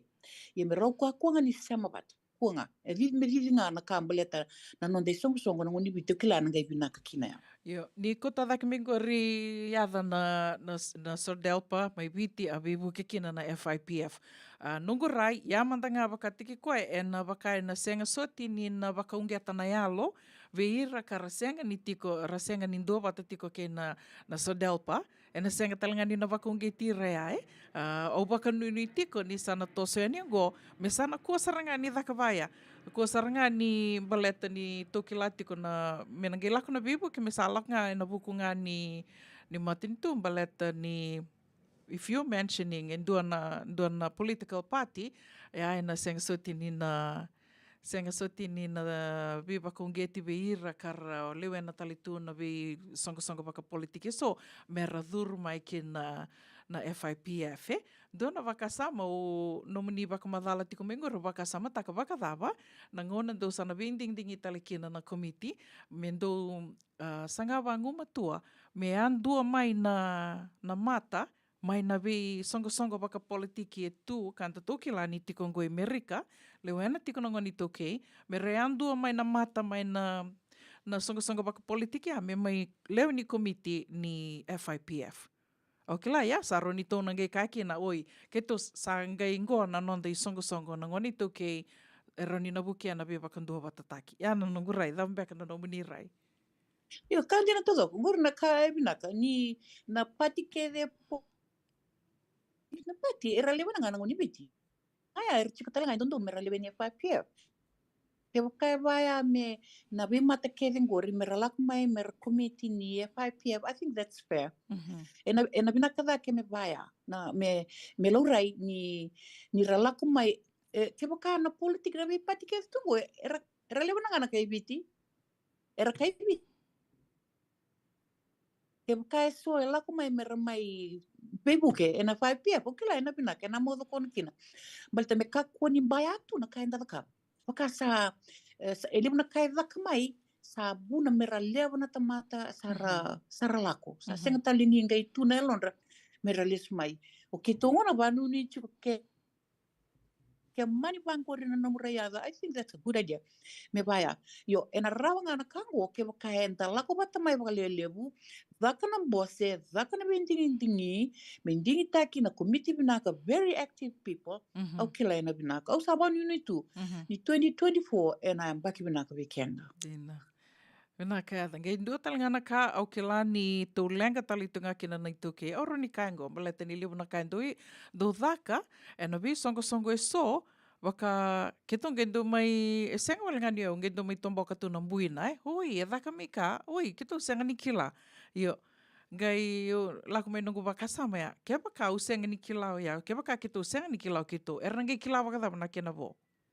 So I think na publicity nindo na kaya dhaka member leti kenda na ito okay na kena lebu nga ni tukuniani na kena lebu ni kadhibaki na kena lebu ni tambaki na pono dhaba nga na platform dhaba nga itu wata dhaba nga itu rauni dondonu membio ni kena na kena tuku okay la yando na kambimbi itu oroni kaya yada ni tu senga tiko ni se tu kila se tu raba kambimbi o kenda to na itu okay na mbimbi ni media na kena me tukuni ani me kadhibaki ani senga ni kena kingo me kadhibaki nga vandua na kena lebu nga ni kadhibaki na kena lebu ni rongothi o tia na kena lebu ni laivei tala no taki na geiunge timai na yalo ni tamata mera lako mai koea o wakanuni tuku kina na songongone ka rusanga bulu katol ni singa ni samai kero vetal no kina ngone biadani na kavini kua senga ni na dava kia na vetal no sen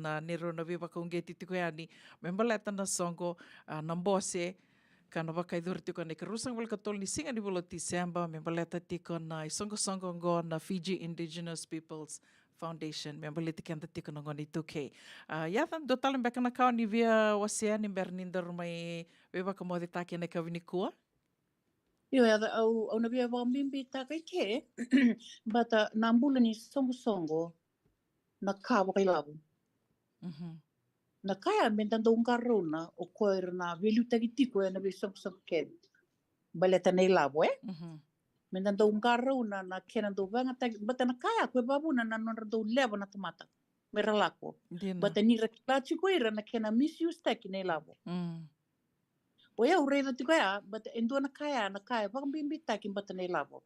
Nei labo mengaro ni bata nei labo na yau ni tamata kenta na nonda yau na kaiviti. Kiba kaya sanding taki endua me ndau ni yau. Mina kati na yalo ni dina, na yalo me yalo ganga, na yalo sabsaba, mengaraba na nona itabi na kena garangarabi mina kati dondua.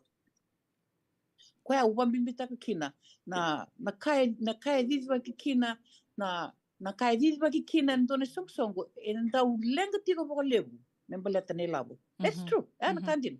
Ona sinro ni na tambo na kaya. Bata na tamata ke baka ona tarungi rar na kunga mai na kango lebu na kantu kuni. E baka buna tiko nga na kena ndau baka tangi baka Italia nei labo. Koya ko na numatiko me na ndau na vitala no tatalanga na kaya membaleta me rawa ni maudo kona kina na mbula ni ndone songsongo ni maroroi binaka ya na kaya ndatukuna ya na yau mbula ni nonda banua na ilabu kwenda maroroya enda taka tiko kina na ngoni ni viti Amerika au saba nuna ya ngai tukuna na banua na taka kina na bose na karusu katolu kerau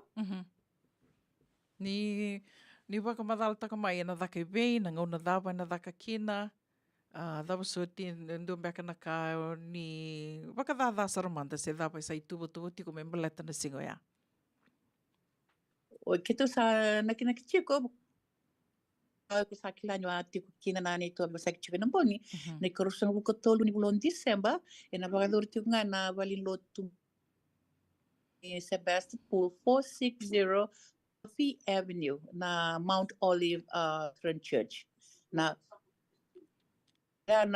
casa na buta chiko mayo presidente o baku ya unangai reida na kena matata kena donu ni una vitartar kertu na valilotur tu na kai palangi ya na valilotu ni tal ngasi akia ingalopa na binakati me keroni nda sota tu batu tol sarsi bena bata ke kada roni te na songo te karua ke paka me na songo na tin karua na binakasar dito totoka yo nagai kere nga kero ngai imbuto nga mai tona kena tikin dua me ngai imbuto ka ni na nondo to bata ka roni na mai boke talanga na kena kadiwa kitiko ani na nondo to ironga mai bali songo na via kavi o ya na bibu ke sarti ko bakalebu me roni na kadivaki do to kona nga dono go tatalebu kadivaka ni burubura me rongo da burubur to doko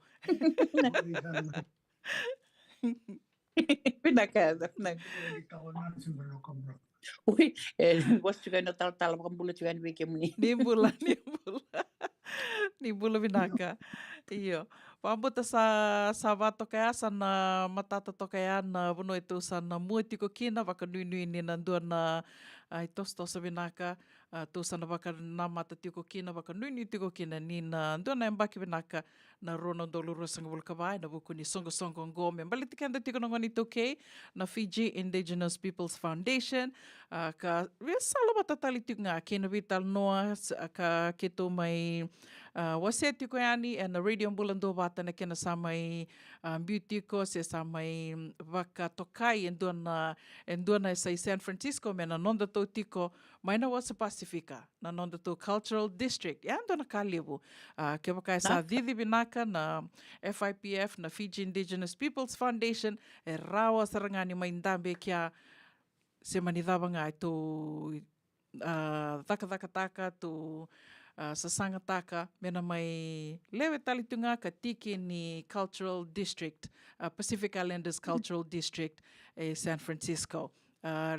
Ko ngaya lewe na karo nito na nanama kitiko kina na enambaki ronon dolu rua sangabulu kaba ya na ituku matai lalai membaleta na songo na sota na bose ni FIPF ka mai bakamadala tagitikongo mena kai bakai dur tiko ne kerusang bulka tolu ni singa ni sama tiko nga mai kena radio bulando vata vinaka bakale wiada o sa bakamoadiani vikimundo anta bakabini vinaka tiko ve rendini tala una isi vanua na nona loma soli ka rau ni kiro mai vital no tiko ni kina na kavini kua kalau ngata tiko tonge vital no tali tiko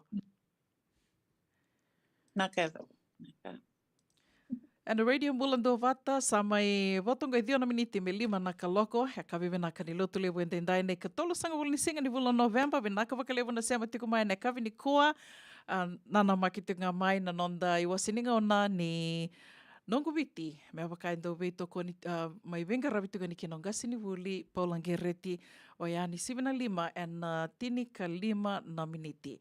Tomani tali tiko manda na nonda vakarongo sere ne kavini kua ka ona via wakambula tiko yani na sere kataravongo ve turanga nei tā wali ki satakala vinaka vakalevu na sema tiko mai na coffee me kata tiko ia do dina todoko wakambula talitingani marama night Luisa Uliviti vinaka vakalevu na sema tiko mai ne kavini kua bola sarawanga nimbula vinaka wakanuni vinaka tukani vikimuni wakatanga kina ve marama tau mere saturu wakanuni vinaka talitingayani vengana vono ni sema tiko vikina ne kavini kua ka wakatanga kina ve sister Joey Hudson long time auni takani ni bulan vinaka tika sista vikimdo mai Sacramento nimbula vinaka wakambula talitungani vi Aria Tavaro vinaka vakalivu na sema tiko mai ne kavini kua Miliana Wangavesi nimbula vinaka ndombula vinaka mai Serne, Australia, vekimdra na bewatini chone ki atea da tuingali vakanuni vinaka tukani vikimundo.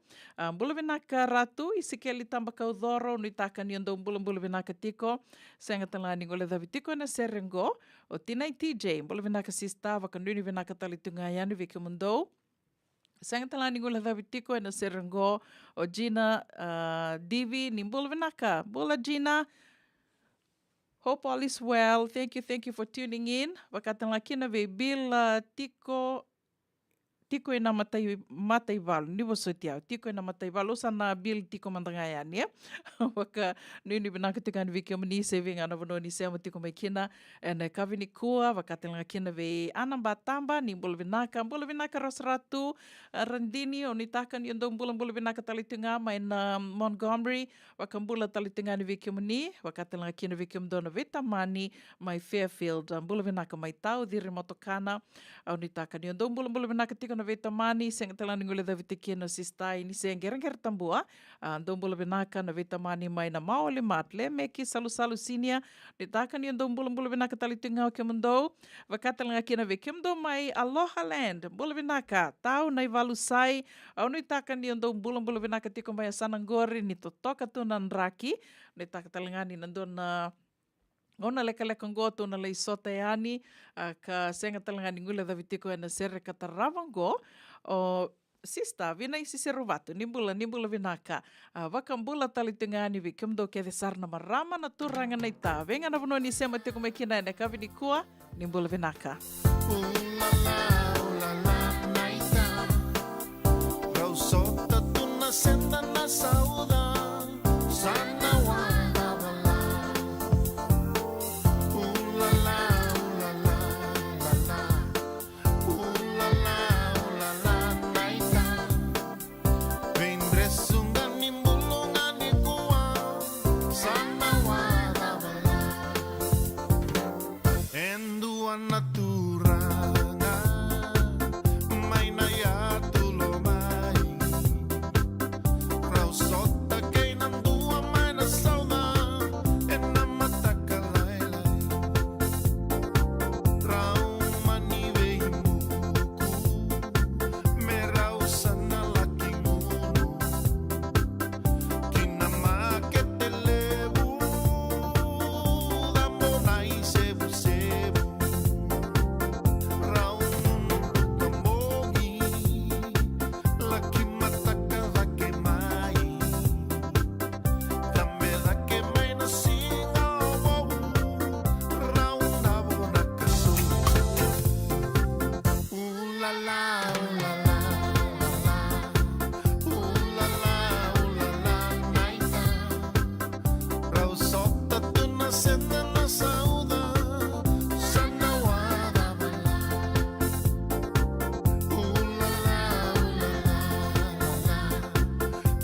La la naita.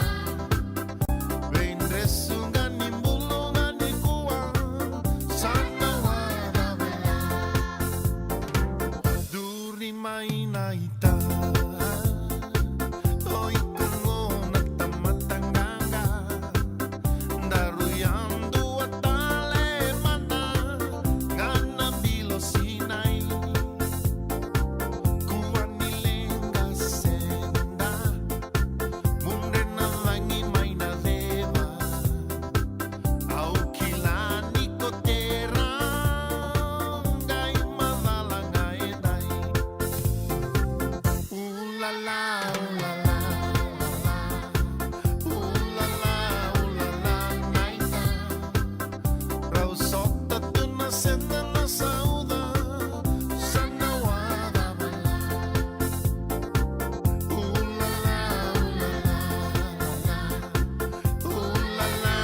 La naita. Vendre sungani mulungani kuwa sana wada bala. La la la la la. Naita. Rausota tu na senda na sauda sana wada bala.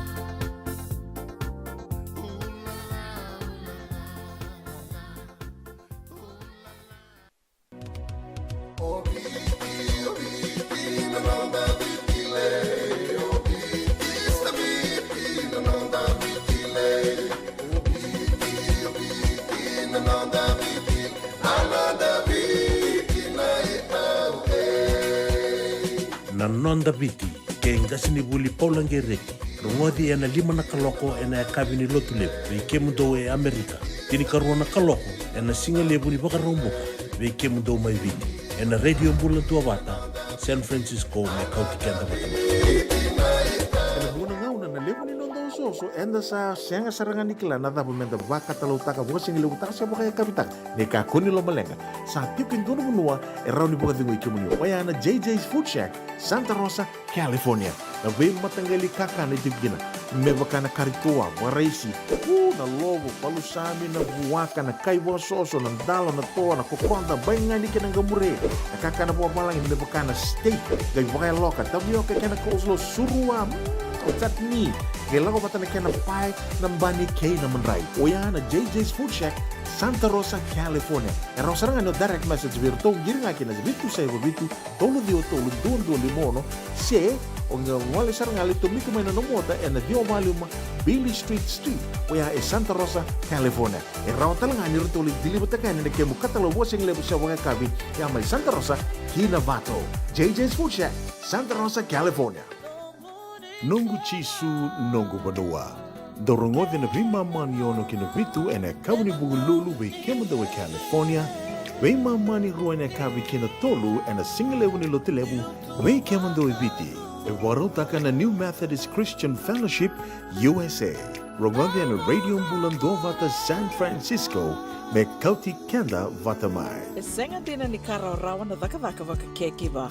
Ia endona kainda wipu ke kawaka mamanta takatuna bengaravi. O ia ketu na kenda to kakana. Na ika, na dalo, na bisikete, na reo bata, na sunbells e tinimbulu makau. We kenda to na senga tiku ni ndraiva, se senga ni waka motoka, kandau Dren na tutu beto seaki, erto satu wakarau na Divine Pacific Food Mart mai Sacramento, merto taladeani na nungni boli-boli.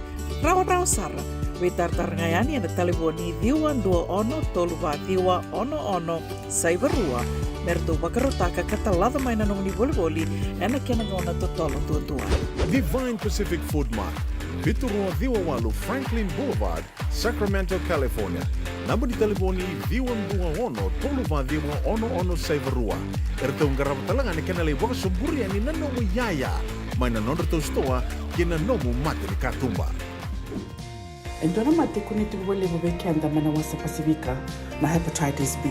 E kuneini ndua mana waya tini corona nini winua mana wasa Pasifika Amerike ni tobi retiku na mate ngona hepatitis B. Ongo libu dhaki na kena rauni beitobi sena tobi kuna mate ngada se liver cancer. Endende mendo kila kesa tebi kwentiko. Me wakani sengu soti ni kene wakatakila kila se symptoms wakabo kesa mbimbi na mate. Mbimbi ngona kila mono wakani kebi membaleta na hepatitis B. Peter mai kena telefoni 526 ono vituva 51watolu sesi kobo na nondo to website www.sfhepbfree.org. Boleh binaka kini Matthew, ni sawa kusikusibe. Isa ni bula binaka, o se vivi mandongo kina maoli mat. Ele taka kina endona nito bakataka kana lelai. No le ukutaka bakatotolo, ni bernir to yave ani na bulangi. Oi, o dia bakasanga. Erto bakasanga telanga ora to. Saranga. Gola ita so mangana kakana. Ese mita so manakena bakanya takina olo. Oi, okay. Nagsaraman da kilatiko. Maulimat, Valley Marua Montgomery Drive, Suite 2 and 3, Santa Rosa, California.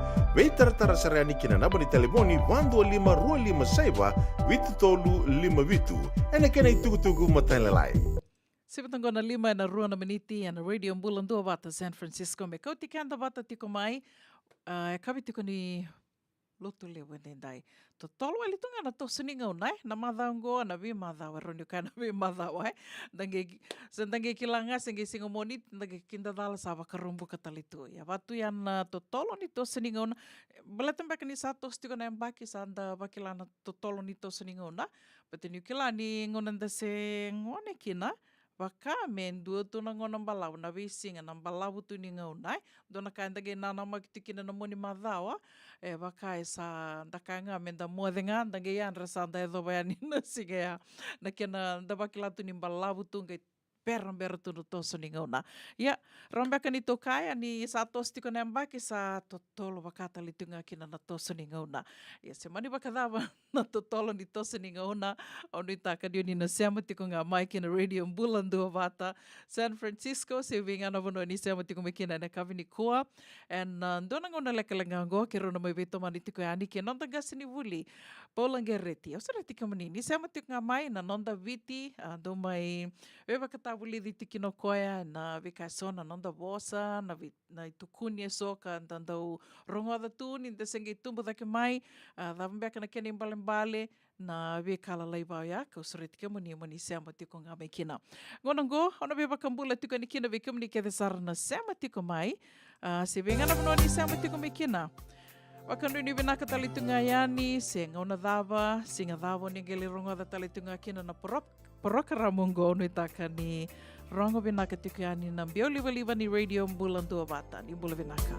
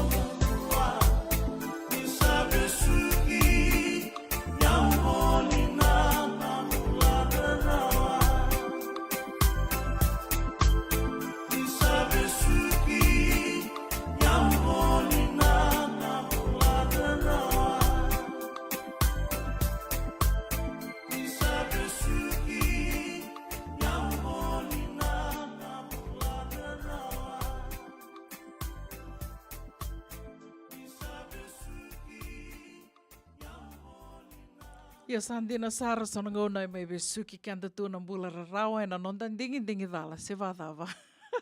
Wakanuni vinaka tiku ani saving anu no ni sema tiku mai kina na kavi vinaka ni lotu levo indendai ne katolu sanga vula ni singa ni vula November da sai dava mai ngone oti ni singa ni vula ngo wakana mate ani kene oti ni vula ni ambaki ngo runo dolu sanga vula katolu da sa waraki nondanga sini vuli tiko ene kavi ni kua polange reti na vuku ni vikai so na numa koe sa wakarutaka tiko mai menta na mai vuli da vata tiko na kavi vinaka ni kua. Wakanuni tiko ni tosa vinaka na wakawakarau kena singa ni sudhu na tawase ni ambaki kila ni ikienga indo otinga na okotoba. Ngendo tiko munga na okotoba sa waka menda sa reitha na ukuku ni singa ni sudhu na kena sa langati tu se wakatangitaki tu na ser ni singa ni sudhu ia o ke lani ni o kenda talanganda sa ke lati ngani bali ni singa ni sudhu weekend to ka liwana ngona to wakilanda to ronga da talangani na wasa wawalangi do tukuni tu sa commercialize na singa ni sudhu me wakani sa rasa wakanga taka wirana do ni bisinisi na buku ngani voli taki kena tosa daki tiko na bisinisi raba kaya taka vinaka sarati ngawira na ngonongo ngona ni voli na ngona ni wakando wakaungete na ilonda menda solika me lewu na nonda loloma da soli loloma ya ko ngaya wa waseti ko yani na mother ngo kau na senga ni na wada na waseti ko yani na beba kana numi tiko yani kina na non rasa sanga tiko na ndo mutako ka bakain na senga ninganga roni rau ni na rawa ital nga kena rau ni na laki taduri tiko na nonra bandida na ndo butako na wakamimi tiko na ngono bango ni lebu weekenda da sa daka tunga sa rau nga na nondo boli na internet se na online shopping kara beba kana numi tiko mekina na kena ndau menda na nganga roni tiko da yanre rabi tiko wakamimi ke bakai kenda to boli tiko na internet tongai volia ndona ka me na tala dia ni vale me na kauia ni vale na ia da banga to volia me na ngai erto na kote ani na Amazon te na FedEx e na UPS me erto kote ani vale ndona ka erto wakari taka tiko irna kena ndau ngo ni rasa ndo tiko na ia da sarava katoka itiko kino irna ndo mbutako da tiko na ia ka ia anda volia gai koe ani vale, ke wakai tau senga ni tiko mai vale me tau tāwaka na kena koe ani na iaia. Sa tau muri sartunga ni ortongo na ilawalaungo ka sa waka toka i tiko na edhanra me Porch Pirates. Ia na edhanra tiko na ngonongo Porch Pirates me waka ngona ia. Ni ra launga ia ni ra muria sartunga ni ira na lori ni FedEx na UPS wakatela kina na Amazon Ninguém imbiu ngā wangona ea, ke wakai senga nindu i tiko i wale me na laki tāwaka na ia koe saranga ia, sarto lako talangani orto sali kota na ia me nonrito ia, na ka erto we waka sala tiki me kina, na irna kena ndau me na ngangaro ni tiko kina, ndai andra vi tiko kina, na ngonongo, na ngona tiko ni voli, ngona ni singa ni sudhu ke na wakatawase. Ni bula vinaka nga sini voli, Bula vinaka na kia muni ira na ka vinikoa. Isa, na wale malondai. Ni bula. Wada tu nan raki mai nonda. Sa ba kata-kata. Asi beta na kata-kata, beta na singa tau tiko na langi. Sangai kata-kata le. Iyo, sanda po sa tanga, naklangon ni sing sudo Dina. Ngoro nga na seni sekolah. Wada na mango. Sate ko luto na mango. Sate ko yo sing rani bosque ne batau sing dong no mango. Oi, baleta. Un daveo. Sake. Lele brutalita kayo sak. Oi. Iya. Sado dindi bitu ya ni vanua na ngona ni mango. Gina. Iya. Ike na mango sa vatalitunga yarto na mango ngando ko mai Mexico ka sando rere na kandina iyo na kena wakai ta mera iyo ni bango na yan tangi retu yan inda senga tu nikilai kam kamida se senga Yan sina vinaka wakalebu Waka vina ka tiko vinga sini vuli polange reti no nandau waka ngalala te ki koe mai e na ve madhawa. Me rauni inda mai tumberi tiko e na nonda wosa ke na ve ka taliso e na numa ni vina ka me dana mai vuli da wata tiko e na nonda wata watongo na radio mbulando wata na nonda iwa siningona na nonda viti. Dhava saramanda sa nonda to ulutanga tiko e na kavini kua. Nā ka, nona te ulutanga, ni kua, e makeni matai, na yanga ni kuriliu, na I, kila sama mota ke ochi na kuriliu na vaka, wata ke na vei, yang ngona kuriliu ni I, na kena yanga talia so, gai ke ni karua, na bleta na gito ni ngone, na sasana, gai lebu tali sikune adana. Sasana? O sangi ronga da bandua. Ayo, e sono buno sen kina, ayo. E ando nang gito? Ando nang gito, iyo. Oi. Ano kaya mo mamuta kina? Totoka. Iyo. Dor sa tur saramanda na iye, na kuriliu. Ay, kuriliu na I. Vakan daw ni bosa, wili mo kay kuriliu, na so na bola ay Macau, ni non da bosa, may baka kaya ka wili ka na bola tambo Macau, and daw seng ni wili ba kay kuriliu, may baka anda kaya na vakambula. Nai bola tambo da bola kena na nai vakambula. Nai vakambula. So tal nai bola e da bola kena na I vakambula. Ya na kena lewa vakando ni bosa sa tau riba ka chiku nango me sa na I vakambula. Mereka na iya I kuriliu ni bosa. Na me sa na I vakambula. Iyo. Mereka na I na I kuriliu ni bosa. E lebu tu na keni bale awa tuku na namada rua sa ochi me waka keni wakareita ke e chiku na vu na dola na kena dewa dolava. Okay, the round in bulia mai kina na nauni. E rua na nauni round in bulia mai kina e dua na in dola.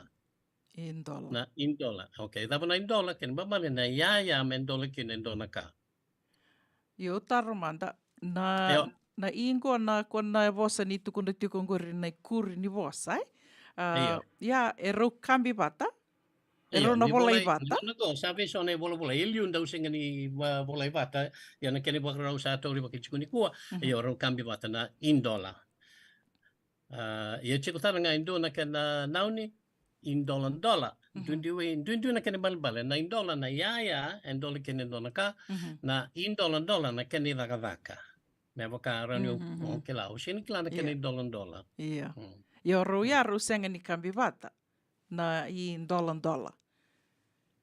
Kambi vat kede na I dola. Ndo va tanga na bosa. Na nanga senga ni kambi yo patana na indo tan na bosa ya. Yo so tala kene boka raita ki tungo e matangu na me boka na in dola. Ya ni dola chikutala nga na bosa na isongo na ka sene ya isongo kina ndo na ka na isoso na ka isoso kina na itodi na ka itodi kina na ibarro na ka barro kina na iwali na ka iwali kina Oira kevengo era sema kede na sema kede iyo ivako na ka vako kina se vako chikina okay ya endo na kene bale na kene ya endo tala kene bale na kena buli na ka buli se songo ni mai kina kene vakaraita kengo na itongi ni utongi ne dona ka na ka umbulia e adana na itongi evokando na itongi voi se limbi ni ndo tukune vokale patana voi ndo na itongi wa na ndo na itongi wa na ka tarava na ivesu ndo na ivesu so ndo tukune siku na ivesu ndalo voltaki chiku na ivesu na iluku okay uluku ndo na ka asa ndo na iluku na ka songoni kina na imbuli ni umbuli mandrai ndo na ka umbulia e ana siku ndo na imbuli mandrai okay ana ikaru ni bale ni I katolik ken bale na kena vakan dua me vaka ivadu ken bale ke buka computer voen dua na ivadu ya tuki ko vakan dua na kena vaken do na vaka na ivadu na iviri na ivange na iru na kena taka pakandondo na ka. Mhm. Wata kena oti ni me wakangata ngana bosa dondo mata koia na tamata e wakava. Me waka na I tata ni buka, na tamata e do tambuka. Mm. Na I taukei o koia e taukena e donaka. Mhm. Kena balempale Ia. na nintendo kai o kenda nai taukei, kenda nai taukei. Ia. Na I taukei o ro me ro se mawata ro dodonu ia ni ro se mawata tiko Ia, na kena bola sa tori wak chikuna ngona go saro se mana I kena taukei ia. But te sin donaka ro ni wase rau. The wuti bata rondo bolai bata. E sing ni balimbali baka taki koe na bosa na taukei. Ngi kai keni kuriliu na I sangai bukai balimbali. I taukei. Totoka. Gas ni buli. Yeah. O bia wasianga dona kai. O bia wasianga ni dona kana nungu do tali takatiko na nondo to wasininga unongo. Baleta ni lebu na ngau do wili kavango mi undo ride sona kai bola itu. Eu mandanga bakatike sona ngono mi undo sanga mi bola bola.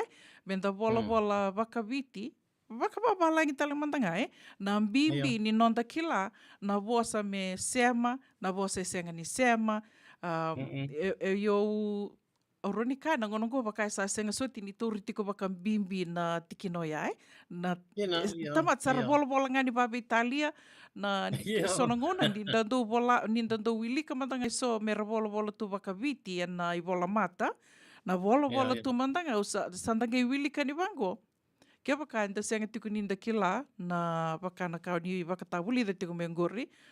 Ito sana bile da kita litunga ni to wili tu ya Ko ya binaka baka lebu na tuku na ngani ondo na kanu kumaru taka tiku na nomnindo mai be baka tawuli di tiku weekend.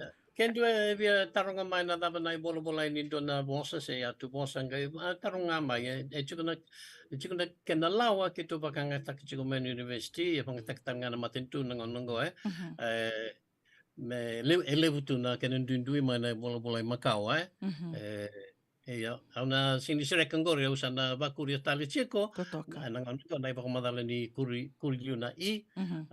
Vian dewango e na kena nrua taki na yavu. Na nrua taki ken babale da uti bakarua me baka patike na I na kuri liuna I e chiko talanga na e sona yavu en nrua taki ngai ken babale ya. Me baka na isongo na $1 ia. E sono bosa ke voka ubia mboko dona ka I kono boka ngata ke ndua na e singa ni mboko. Me andrua taki na yabu ya. Se ke voka o via bula I wai o nandara na ngalo. Na kamo ngalo kina na ya ni ngalo. E singa ni ingalo na ngalo ya. E ndrua taki na yabu.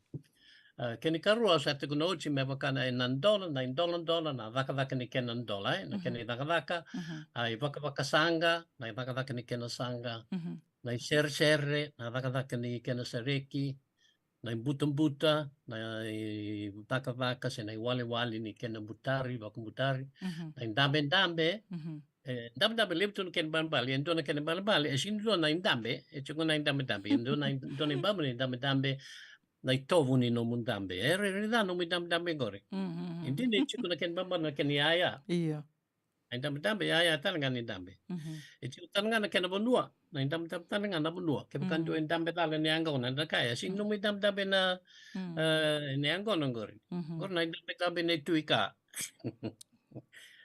sin ni yaya sin ni vaka na bonua okay to se talemanda na kena bonua ya dambe rau ni kena bonua rau tanga na vuni na bonua vuni kina na tata koso na bonua tata koso kina na mode na bonua mode kina imbulu na bonua imbulu kina na tiko na bonua tiko kina I sobo na bonua sobo kina do na ka me boka na sobo ni benu ya na ndrua taki kedengo kena bale na kena bonua ngai poke kuri I kena bonua I sobo leu tali chiko o do wala ngai bida na kena bakarai taki leu tu na kena bale na kena bakarai taki na ka e bumai kina do tal na bale ni ndrua kena kuri na I me baka se kena bo na imbini-bini, na kamay e bumay na numumbini endo naka, endo na imbini-bini. Na isoli-soli, naka osolia, ya no isoli-soli.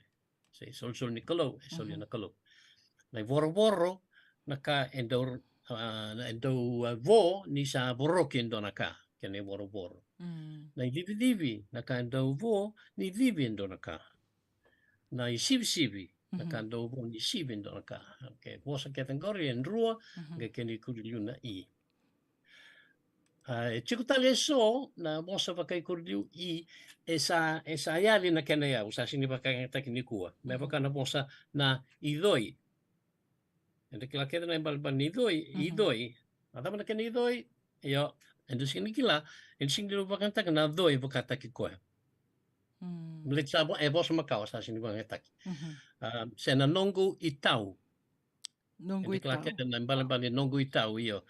Ya na i ngori sa madala nga ni buli mai kina o koya da kabindona ka yesi ni madala dava na tau ngori. Batini sa yali na vosa makau na tau. Isa batikin na iya bido wala nga na ibakaray taki ni tamata e vakava klava ka na itau kei na ibakambuli chikutali e so talenga e sinlevu ento unrua taki.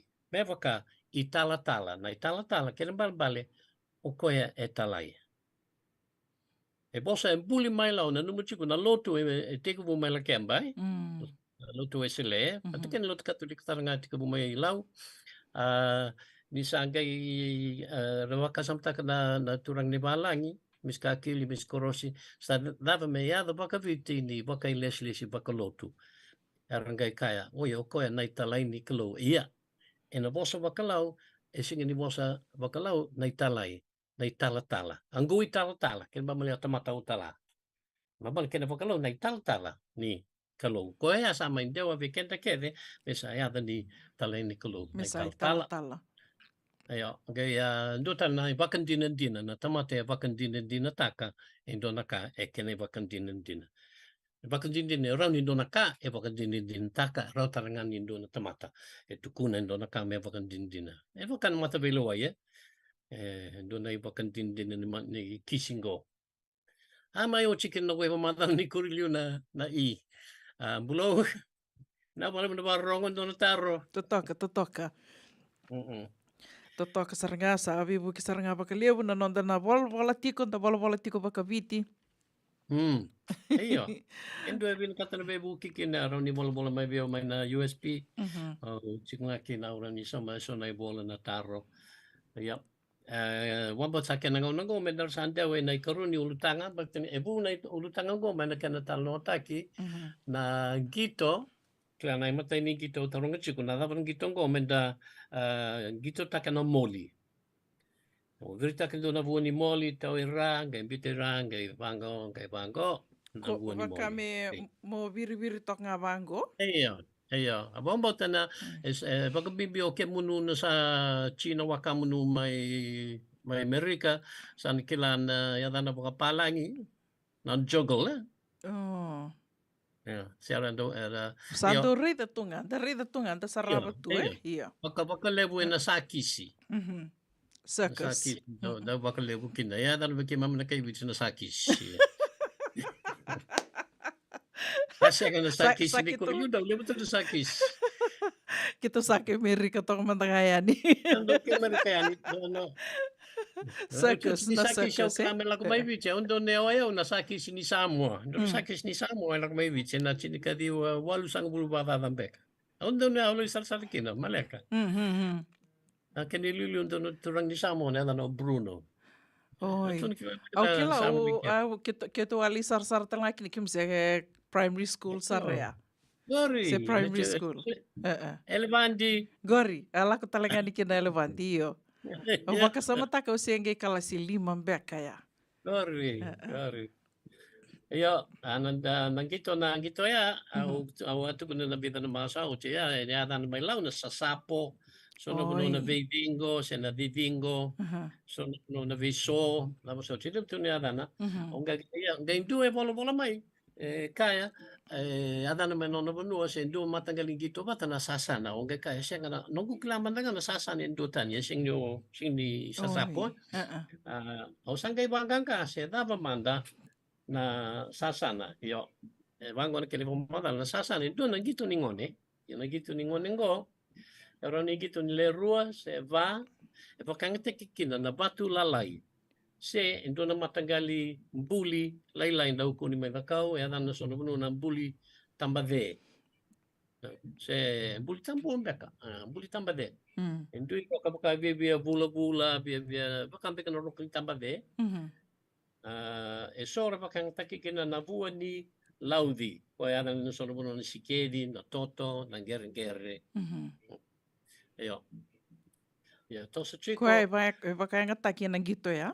Eno sana? Che poi ora ngoni on rete on dambi chiku bango ngai due mbito bango en lingana. Okay.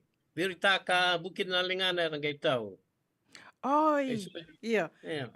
Willy, na dama de que mamito baka toka aqui na mon kim se kali lekina. Me ngai batik go me lima baka nang gerengere do ba kim do ba yang taka nang gerengere. Na. Ya tabna da be ke munu. Gona ya dona po sa babalang indo ya dana tu. Iya. Eso na no ya dana Jackstone. Na Jackstone. Gor sarga. Iya na Jackstone. Isa. Eso na dana weekend ya dana endun na bakalay na kana idaka kana kene ngitong gito. Me lima na batu. Sange virida ke dua. Otia sange rua sange tolu bato kaya. Iya. Batu ngangor. Ya dana bakabiti. Okay, teka po man na mamanuda na ver na Visay. Visay. Iya. Saan din na? Daway bunda ya sa bakabunda na Viso. Na Viso. Vahileli wat ke nanronga wat ke kandabu. Ya sari nabakabu na bunoy subay taye. Ya na Vidingo. Yo. Yo. Levo na buno yan na visa. Na visa na may serua, benga, raki-raki, wani buka, wani mala. Yan sa ringaw kay buwan may buno levo. Yan na visa. Eu taro manda. Na dava manda no ni nanuma, dava ya dana kina na Jackstone. Batang ko na babalang ano ko kila ayaw sin kima misin dong gito tak may ngila dyan na susmay kinang kay rongo di mo iyo ni kain do so na buno ra baka nga takikin do na ka baka limang beka siya ono na yabana kung kami alalay yung ko rin na Jack do na Jack kay will ko yan na Jackstones yo yan na biki mami Ongar ngo New Zealand di beka o sin kila. Yo tostar manda na yada na bebanua na yada na bakambao na tasiri kay law na sasana. Na yada ning gitongo. Oi na sasana ngono koya kono Jackstone. Mo virda kendua oi. O torngero lang niya sasango ara kaya wer daw bakang tagwale na kauni daw na sanpop. Sa na kulpop. Oi mengi da ka tu bata be. Nakau, wala ka nga Meron nakau babala. Iyon, Kando ka ni kanil na ice blocks. Iyo, nakinakaw nguri. O siya, ngayon tanto ba nga, tangga nga ike, vida, nga buki. Uy. Ito talili, endakon lingam. So, o baka sa mata ka ni kyo mami do lako sarangangeli, pangkari may kuer na nanggere-ngere, yango binaka, riri binaka, me lima tuya, sange me iya toka naka, nanggito. Unggi baka sa mata nga sebulisa, baka da manda me na programo may viti, me baka bulan-bulan ta kita lamiki na ira nanggito vaya, balet sa rili nanggo na nangon ni sar tungay na talibon ni na iPad. Iyo. Saba ka bulenga. Iyo din na. Iyo. Baka sa mga nakaguri, uto ko na saranga. Rambe kan yun ito, yung butakan to na program pa ya, may bakang bulang-bulat talaman ng gito, na lewo ng gito. Ya, nabinikat ito na buno ni kakambura, may baka na nabinikat na TV Siyang lalenga. Na TV Erto tonggor na lololo. Na lolo lang binaka ayaw daw baka na kinuson ng ano ayaw. Gori.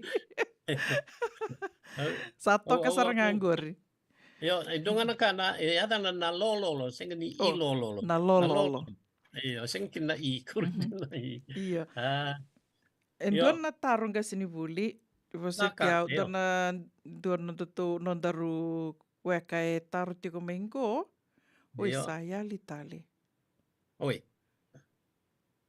Ori taro ki lambek. O ke bangarata le ni saya li nona taru e tarong tiko mo kwento na kambaleta na e na vanua vakaturang ke na vanua kombua sendo na kabaya. Yo. Sena Yo. vuana vanua kombua e dhambe ke na idhabu tindono. Na ko, ento da wili, baka, onda votuka me vosa wale makawa. Ya, balita na vosa bokalau, Nanguna reado mai ki nai tal, era bulana ka kede na vosa bokalau, kora bulana. Na ya na kochon, Iya. Okay, Iya. O kenda ni ko ni da vosa baka viti raramba, na bebo sa ke baka suba, se baka batukola, se baka lautoka. E sinindo e kaya na ko, na kaya kede na o. Na ada na ochone. Ada no mere. É dana comere. Ia, na ko na kanda do wili ka tui liu e nai bola, Ia kako koia. O ke mama ngā mai lau, ke mama dau kai tuku na kongore. Ia, sing ni bosa raramba, Na bosa raramba na o. O, no. O de uiko. Sing ni ko de kuiko. Kena bale ke baka me usanga mande me usoma na nona tar na maramaya si turang usas. E na tuku na baya. E na vanua baka turanga o sena o ombua. E baka tunga ua, ke baka e bosa baka viti raramba iyo, vanua baka turanga o ombua se o de, Ke baka e bosa baka lau, iyo, a vanua baka turanga ko ombua. Kore bosa baka lau. Ia senga ni kena kini na dhala, E badau? Kamanda ke baka endua o iau sa matau beia o na baka ngataka na ko. E senga ni kena kia ni na dhala ke baka endua e baka ngataka tinga na ko, Senga, batengo, e baka tau ke baka bosa baka lau i andon vinaka. E so tal na bosa, era mga takatan nga na ko sing ni wala undundua, e so tal na vanua. Ia, kini karua, e so bekenda baka bibi urna i tal-tala, urna baka tabi baka lotu, era tau da butu baka leba na ko, senga ni o, balita na kara wili ka na bola tambu. Ia, so daw na numutu ko ni dusi binaka ni bosa baka vita na bola tambu. Ia, chikin vakapsa mga aungori ang daw baka dalam, baleta, na bola tambu, sini bola, indo na kay vita, bola sarangan do na kay baling. Na bola tambu na baka tekniku, bola do na turangan ni Scottilandi, o Miss Faisoni, singin daw ni bosa baka vita. Singa talinga ni taronga indua, se dava na kena baka vita indina, ko e lewu kina na bosa sakasakain na bola tambu. Santina. Bosa na bola tambu e bosa baka vita ni kay balang, singin inonda bosa baka vita. Vinaka baka lebu na nomni baka rita ka may natiki ng gorin baleta ni okay la ni ngonong ko sa lebu na sa vida toka na bakandeo ni bola tambu sa vida to na bola tambu sange baka sama taka undo oyo mandanga undo lo matar taka Ibingo vinaka ia dono Oya una no kubaka sama singin matainika singin do endon todo ko singin do endon todo ko ia ko en pau vinaka do na bakandewa e vakaba na song ni bola tambu en chini bagda beka na baksauti akia na ilulu ni mata bakandewa ngori na tal isa o din beka na turang ni muala sama yali ya turang daw bang di kada bosa kilabi nak batin in devia bokan daw bola tambu men de kilabi nak na bosa krisi kada bosa vai pru ke ka senga ke ka bokan daw nga man bosa pawalang ina dala di na todo ko yo kla na bosa ka krisi tui kili na na bosa na tal tui kili luta ka ndo na bokan daw vo en bo vinaka ya senga ni via we senga ni ndo maka sara tui kili tui kila Tui kila. Iyo, tala yo. Kini karuan ba winaktar nga vio non roba kandewa na lotu bandindin shoba. Kaya ka wili kendo na non roba kandewa ni chiko non roba vila latibo. Sin bada le chiko todo kone volta mo se senga. Yo klan ni chiko na vila latibo. Ni na bakandewa ni bakandindin ni shoba. Amba unda ba winaktar nga. Singa nini ana dona pasende e Bauvinaka. Bauvinaka. Bauvinaka, pati kena katolu na na vela chivo ni Lot Katolika e Bauvinaka talanga. Sigo na vela chivo ni Lot Katolika. Maroriki na sona vosa Katolika me vakana China Yesu o Maria e singi viso me o Mary Maria chipunga ko nga pakumbawe na Lot Katolika sa pangatek na Lot Katolika na pakanteong gori. Embaw binaktar nga. Ko ya pakang tek pakalewe na Lot Wesley Makawa. Ko ya ndo babli di ber nangone man do buti na basing tambo ngone. Na chiki na ko la se da gori. Gori na pakanteong torson bundo wo so tumu tukuni chiko. Sandina. Binaka. Binaka na may bibaka raramata kitiko. Batengay ni sali bundina na kinabakandeo na bola tambu. Indo na kairon inda na baka binaka tiki nangunungo ni soer sambi usartok ngayon ni na internet na app sa tiko na bola tambu na internet ka raw ninda wili bola tambu manda ngayon na nonta talibon eh. Iya. Din saran din na binaka yang talaga pikenda. Oba ko che mantangan na tuku ni sasana. Iya. Rotal na yada na se boche ko nang gitong ko rin gito batu se dawa. May undu ni yada na sanga. Sanga. Ay may undu may banole we.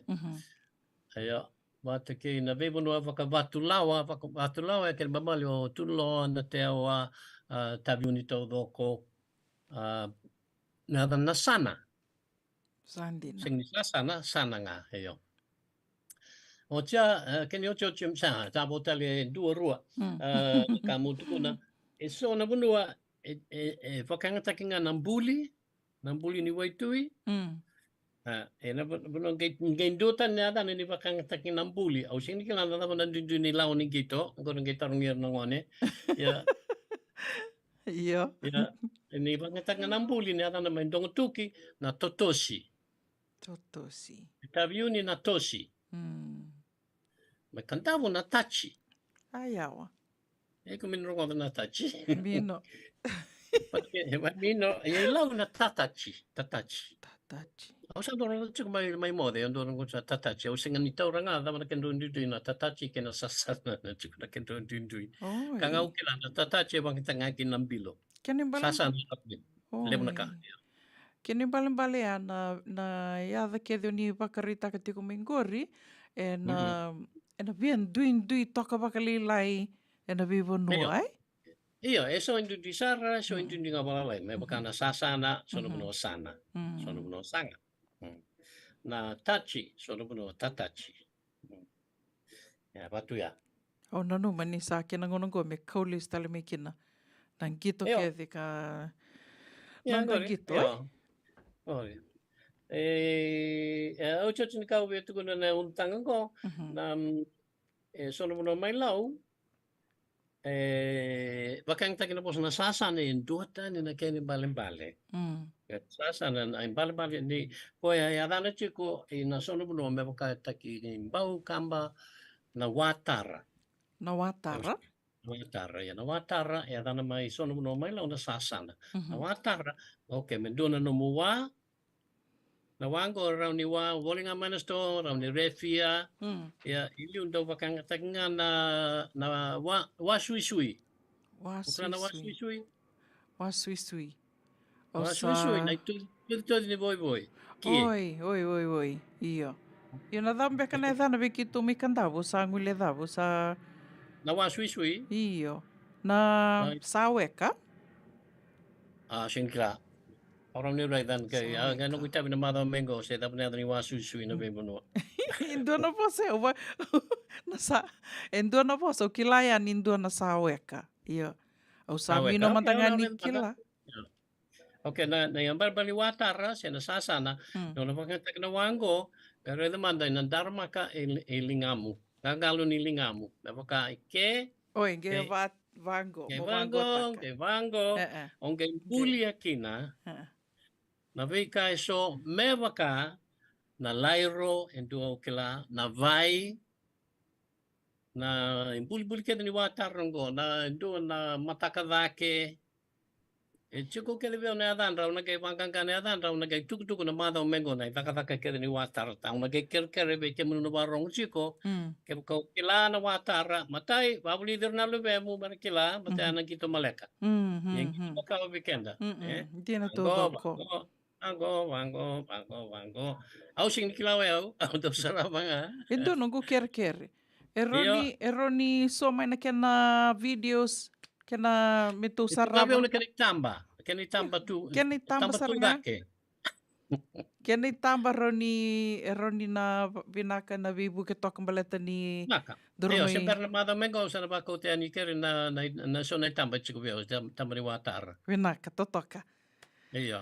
Bata mendarungai vital nota katiko bango, senrumi vital nota kitu pesa na roni membiuto kani meroni rasarava toka mai bakan na dona ngone andorua vital noa.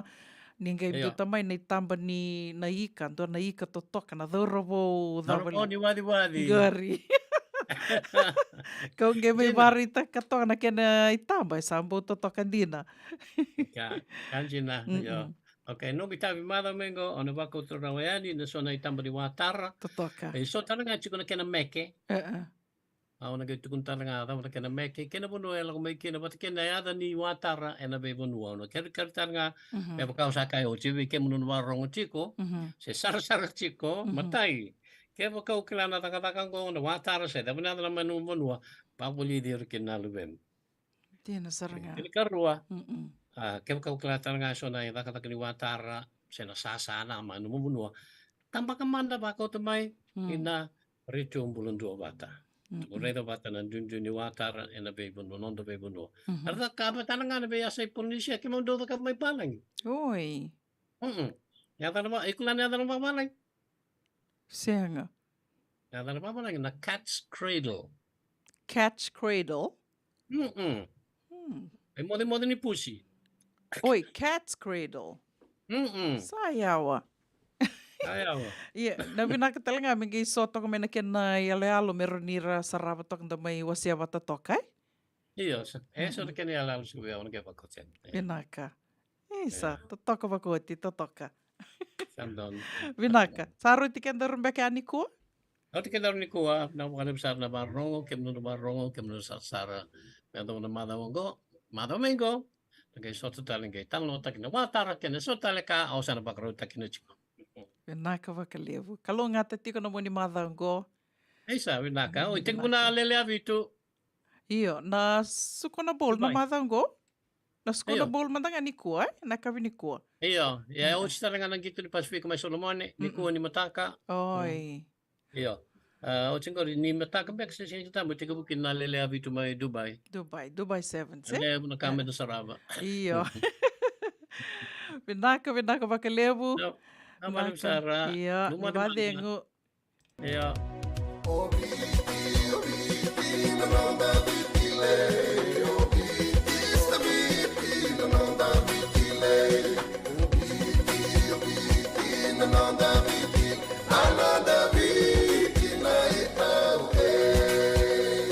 Na nonda biti ke ngasini buli paulange reki rongodi ena 5 na kaloko ena kabini lotule be kemudo e Amerika tini karona kaloko ena singale buli baka romboka be kemudo mai viti ena radio bula tua bata San Francisco me kauti kenda batama do ya robina kana marama naita do samba di ba kusa ive Yandra naita kita sele katalaw mande na Orange Lounge maleka Gurasan badi kata-kata binakasar tunga toboy sempambakau. Gai wai dala tu kinambata. Koe serengan kori, sono ngono santa binakat serengan na kenta kakana. Dina to zoko. Keba kitu sana berata ini bagai singelebu, kitu sana gali bagai kabi ngaya ni kena. Na Orange Lounge, kata lau bagai singelebu se bagai kabi, baru te itu bagai manggo sanggai to toka na buno ni kana. Mai na menta to identity, kena bagai singelebu se bagai kabi me bakana bagai sekera. Na sui, ike te buteke roro bagai lolo keina vida tale. Gira ramo kila na menu ni singoya. Na Orange Lounge, tolo-tolong 2 Orange Street, Santa Rosa. Yang dua tala na tamang divingarabi ni Divine Group of Companies. Dola mena wala kaloka na mataka, kina wala kaloka anambongi moniti kina singatambo. Na Orange Lounge, tolo-tolong 2 Orange Street, Santa Rosa. Ito nunggu tati kuna hepatitis B. Ya sanga tuni bakilau ko endo naka. May adabo ninggela itaura na hepatitis B test na madao sao. Asama ni lidula ni tataro ni hepatitis B. Karato sana tango makikina na nito matubabali mana matire bakyo. Isa kami bikina manilindi kebi kator na hepatitis B test. Litartar mai kina taliboni 527 ono bituba 582 tulu sa sikomana www.sfhetbfree.org na kena itukutuk matalila. Hey, doon ba ka tutulot ko? Doon sa alam pala mo din Sa permandangan ito buli-buli, ngayon tali ito ni Stoa. Tolako. Sa niya ako na store, wala ka tungang mo maulimat. May binaka ni sa tukit sa ngaki na nagkatungan reba, may paleta na nato ito ilalako. May binakasar nga. Wala yung muli roti karimateni kina. Natubirito na bisi nga nagkarimateni, sa means kaya na sausage roll. Gaya rito makuntal nga na bukas sa gilay mo na bisi. Karatal mo na address? 4525 Montgomery Drive, Suite 2, Santa Rosa. Dobo ka pa raw tsubeka kina doon ako ni matubale, sinong do boli-boli nga ba ka matawa? Wala ito mada kina mauli mata. Esa tu kede kina na yaya ni kakana. Yaya ni ti kina bikala lai tale so, kanda un rendre na kunea. Kartu raw talang ni kota nomu ni boli-boli ke bawang ni tigo may na Marine sa Sonoma County, kan rendre nomu ni vila baki, vitar tarani kina napa ni taliboni, 125 saiba. Vitu tolu 5 vitu na kena ituku matay lalay. Mauli mata, 2525 Montgomery Drive, Suite 2, Santa Rosa, California. Dendram beka nang wala ni kibal ni lo tira buku ni oso-oso pakadadaka. Sendrak-ndrak beka na itos-tos ni mula, kuha ni lenga sinui gawa-gawa. Nana magi mai kina programo warotaki, mai vera tau na New Methodist Christian Fellowship USA, nongu chisu, nongu benua. Rungode na bima manione na kabini buku lulu bei Kemando e California, bima mani dua na singilewu ni lotu lewu bei Kemando e biti, and a radio bulando wata San Francisco, me kauti kanda wata mai. JJ's Food Shack. Etigo kedi kina na kakana boka biti me bakana kokonda. Lobo benga ni ngai kani do itu na bundi nan dalo sa tapioca. Na kakana boka malangi me bakana steak baka loka kina coleslaw. Wee! Na karitoa sa wadha badina na kani kana. Kaya itigo talanga na nono specials and na lomo ni mga dawa. Daw tamba na Facebook. Na doy ni tiwa ya na banyo manray pai kaya na bungatale. Go na JJ's Food Shack. View Valley mo Billie Jean Street, Santa Rosa, California. Karo talaga nito dili mo yang may Santa Rosa, may yato sa rani kinavato. Giritir to sana kinavitu sa mabitu tolo dio tolo dundu al limono. JJ's Food Shack, Santa Rosa, California. Nongu chisu, nongu banua. Dorongode na vima maniono kinavitu ene kawni bugululu we kemado we California. We mamani ruane kawi kinatolu ene singlewu ni lotilewu we kemado we viti. Warotaka na New Methodist Christian Fellowship, USA. Rongode na Radio Bulando Vata San Francisco, me kauti kenda vatamai. Na radio bulando vatan da mai vakarong tiu ka havi gasani buli polangere tian non bengaravi da mai tumberi da vakatavuli ditiko en vika so me baleta na non da vosa na ken na volai so na vose so kau maru taka pakalevu na non mai wase so na ngito da kila ke de kenda na senge ninda gai tumbu da ke mai na lewu ni ngito en da vakila tu en da vaka da ngito ratu na ngon da sengoni kina ya au senga ni vakamuta ni rase gitor tingair na ngone na ngonongon na gito en tanto gitor mayo kenta ninda se ngone mai me bakana kiro mai biwasi takatiko ya nando na ya dana na kilako na wae menda gendo dakaba to kabango ilinganda enaga me bakamata tatakani ko en matha ka tumai kiro nge me wasi talangani sona kiani tamba meroni nangai kila mengai ko telistal na nanda bakana nanu kina ngona tesengai tumbu dake me kina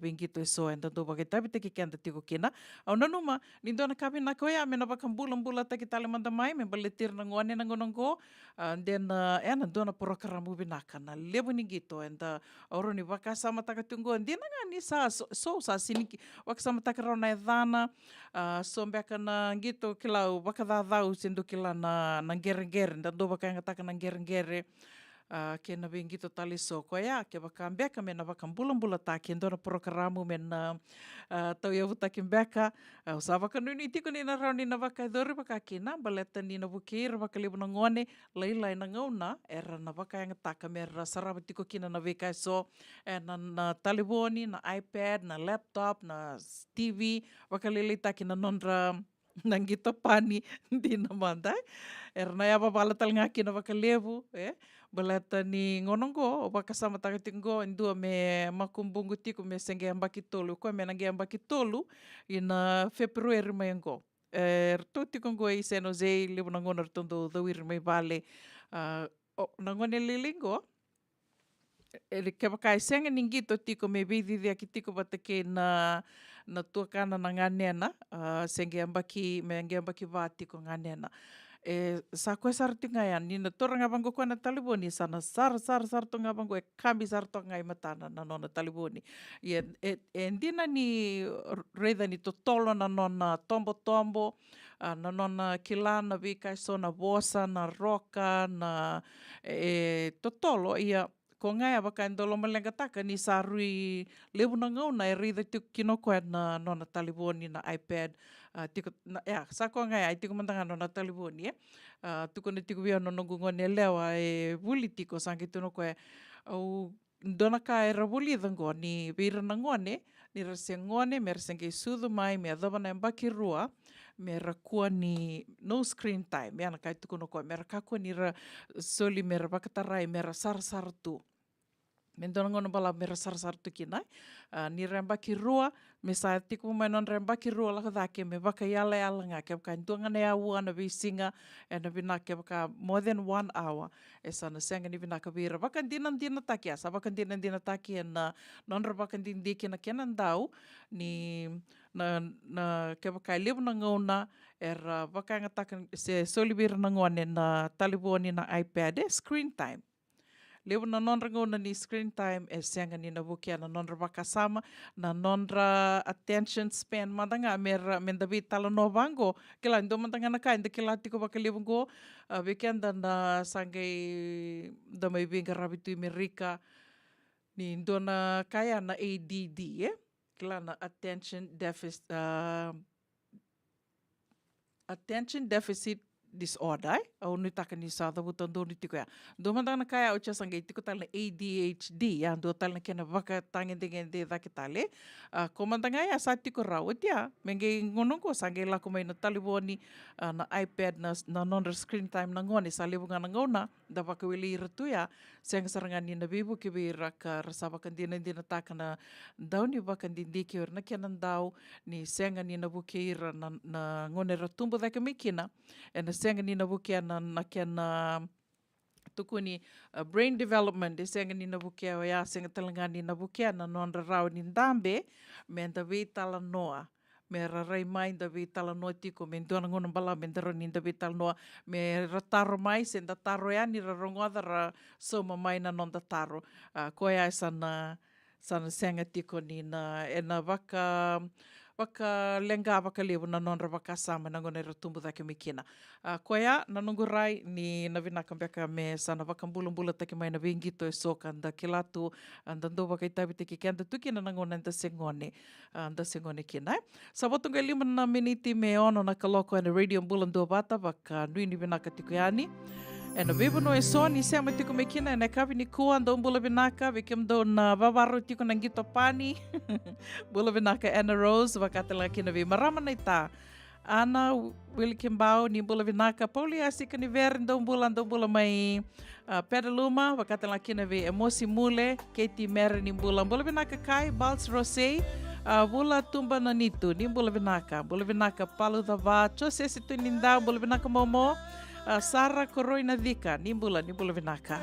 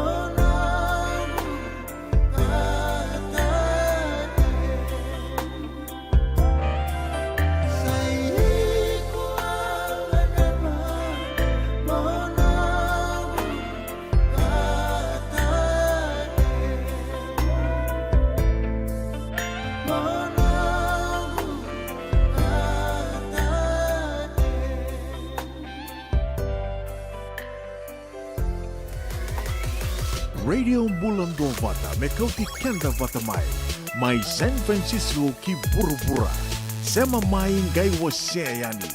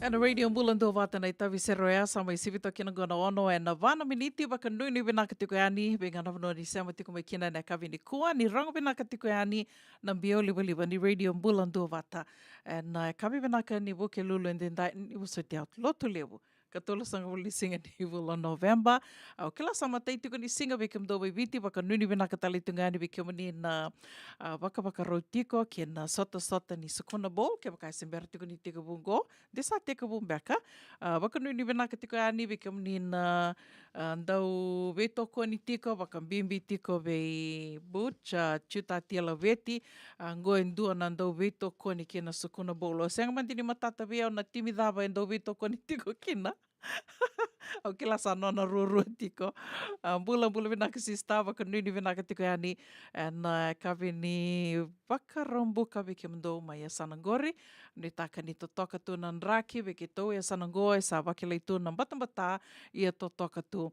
Ian tona ka ke tundu waka vinivina ka tiko kina i California ni ke tau senga soti ni ndou wakila na batambata se na lutu ni uda de vata me wakari ndou wakila e na vei sa Amerika tali so se na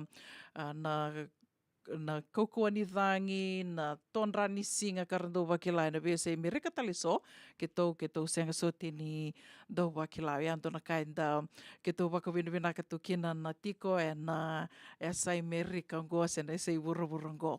Wakanuni wina ka tiko e ani be kia muni na matawu wale ka nisa wakawakarau tiko, awa rongodi tiko e na mbongi, talo no tiko mai bia ando na nungui tokani ni oira na ngole ani e na porokaramu ni NEC i Australia. Wakatalimanga kina New Zealandi, ni ra koira na lako e na dhaka e ra mbaki tolu e mbaki wā, e sa wakatarai me ra na ngole ani oira talangana non ra matawu wale. Wambota na matai tiko ni lako se sar na tikawu lako tiko na matawu wale, e na tikawu sarangani e mbaki mai angoru na dolu rusang wilka wā, e na wula rua mai ango.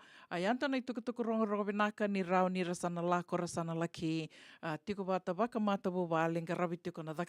Ia, dua talangana lenga ka o ke la nina vital nota ki sar tiko waka lewo e ani lewo tiko na dhaka ka rasa ngole tiko kina na lewo i viti, oira na luwe i viti, sa wakabuna tiko na kena nrenre tiko na nonra vangara na tamata dhaka dina ka nganitira na dhaka e so ka tuma i viti. Bale tongana ngani sa lewe sa lako i walangi, sa lako senga walangani ra lako e na porokaramu ni NEC. Sa lewo talemandanga e sa ngole mai Amerika e na wuku ni non-ra sarawata mai na non-ra green card. Ia lewo ra lako tiko mai Amerika na kaibinaka kina na ngole mai Amerika ni rangai lako mai vaya, sa lako tiko mai wakamatawu wale.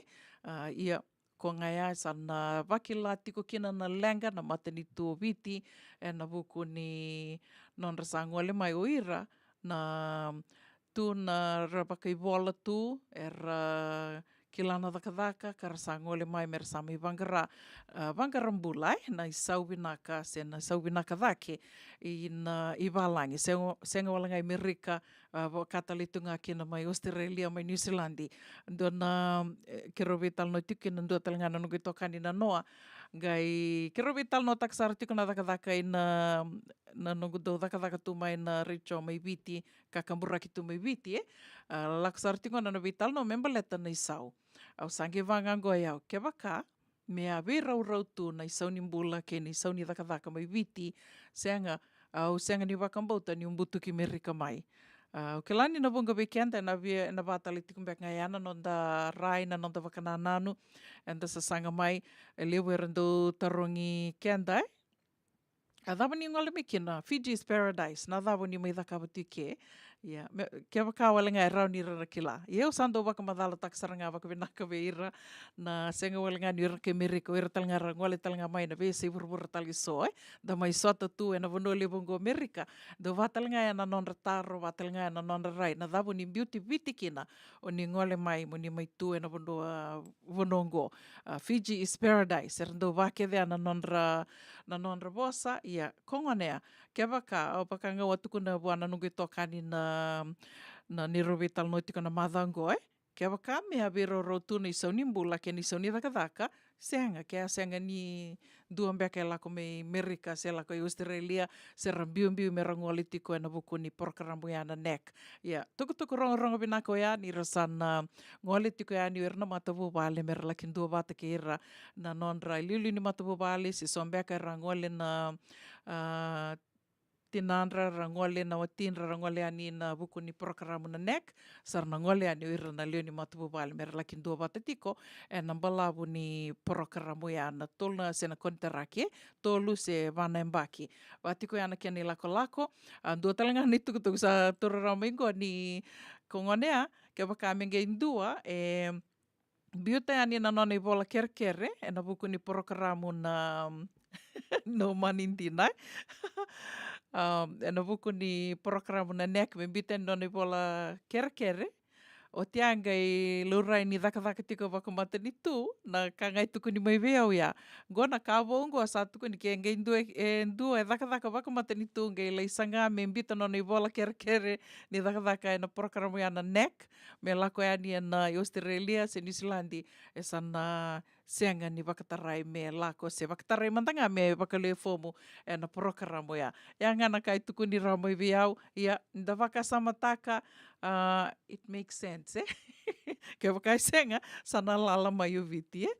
Wakanui ni wanaka tika ane vi kumuni ke dana leo ni matapu wale o ni waka tia kamo ni sana laki indua wata ke rana nomuni leo ni matapu wale se rana leo ni nomuni matapu wale karasa tiko mai New Zealand, Australia. Wakanui ni wanaka talitunga ane vi kumuni na sa waka tiko sa rambeka se sa tau dhoko mai na nomuni interview and a green card ni sa wawarau tiko muni ngole mai wakanui ni wanaka talinga ane buku ni waka rau au nui taka. Ndua ngana kaundu wa se tiko ane waka levo ea ando wewa konge titiko ni kena ke wakao sa rawata nomu green card se o kila niko sa mbiuta na nomu sa wakale fomu and buku ni green card lottery ndona ngoni sala binaka ndondo era niko na waka rotiko kina o ya molako le bulin rewa rawa monge lako mai o san rewa to amandanga sambu waka rotaka ena waka rotaka sara na nomu mai tau iawu e na wanoa livongo Amerika. Sa siwatonga na ono e na tini kandua na miniti waka nui ni wanaka tiko e ani dawe na numi tali tiko e na sere katarawongo ka ona via waka mbula tiko e ni kina ve ke mdo ke na sema tiko mai e na kawi ni kua ando mbula vinaka Samu Tils ni sema tiko mbeka mai vei. Sema tiko mbeka mai vei ngori waka nui ni wanaka tiko e ani waka tala kina ve Mrs. Titilia ni tini mbula vinaka na titi waka nui ni vinaka talitungani ve kiomni e kawi ni kua wakatalanga kina ve Lazarus toka ilangi na nana woli roro tiko mai Hayward mbula vinaka kena itauki ni stoa ro veital no tiko ngo mai Hayward nui taka ni onro mbula vinaka tiko tose vinaka tiko na ve woli wakatalanga kina ve tarana i vini lala ni mbula vinaka waka nui ni vinaka tiko yani wakatalanga kina ve sista matelita seni kuradiri ni mbula vinaka Anna Rose, nui taka ni mbula vinaka talitunga na kawi ni kua, wakatanga kina ve Mike Oliviti, sandende Mike, ngai o ni rei mai, au nui taka ni onro mbula vinaka tiko, mbula vinaka Rosa Ratu, waka nui ni vinaka tiko yani, o tingo ngai bitani na nona email, senga tala ni ngole dhavi tikina Soul Mix Fiji, isa, senga mantini o tora rawa na dhava na imbalimbali no mani bosa, ia o sa waka nui ni vinaka tunga ni viki omni, wakatanga kina ve Latileta na wangaliva, nrombula vinaka, wakambula talitunga ni ve Dile Didi, senga tala ni ngole dhavi tikina, na timi ni mate valu e na Sukuna Bowl. I Nandi, ndombula na sema tiko mai Nandi e na kawi vinaka ni kua wakambula talitunga ni ve kemani na venga ravi tiko e na vevano ni venga ravi so au ni taka ni na venga ravi tiko e na matan rendre se vadava.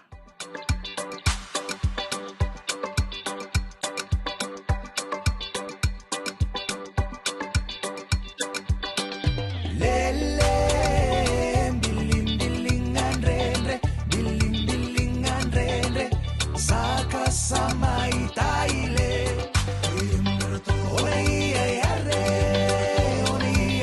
oia mero totoro da vui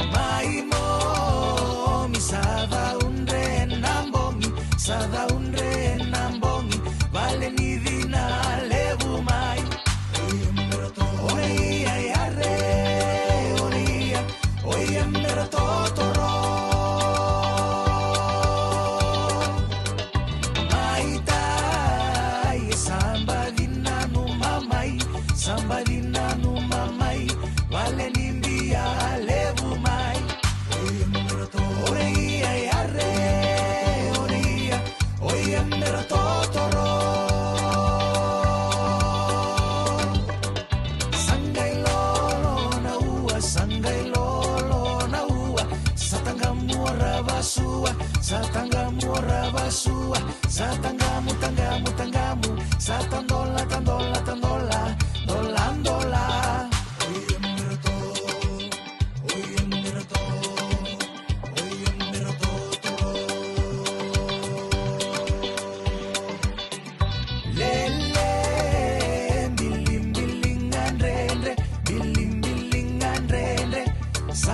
Sama itaile ore ia yare ore ia oia mero totoro davuile viri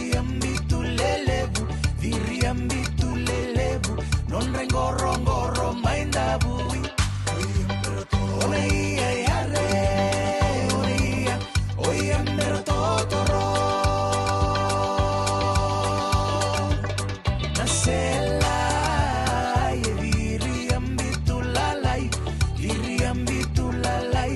Non rengorongoro mai nase ona ia yare ona ia oia mera totoro mai mo misada unre nambongi vale ni vina levu mai ona ia yare ona ia oia mera totoro.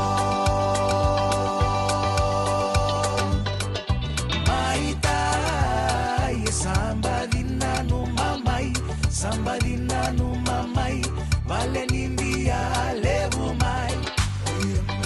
Ona ia yare, ona ia, oia mera totoro. Sangai lolo na ua, satangamu ora basua, satangamu ora basua, satangamu tangamu tangamu, satandola tandola tandola. Dolandola ona ia yare ona ia oia mera totoro.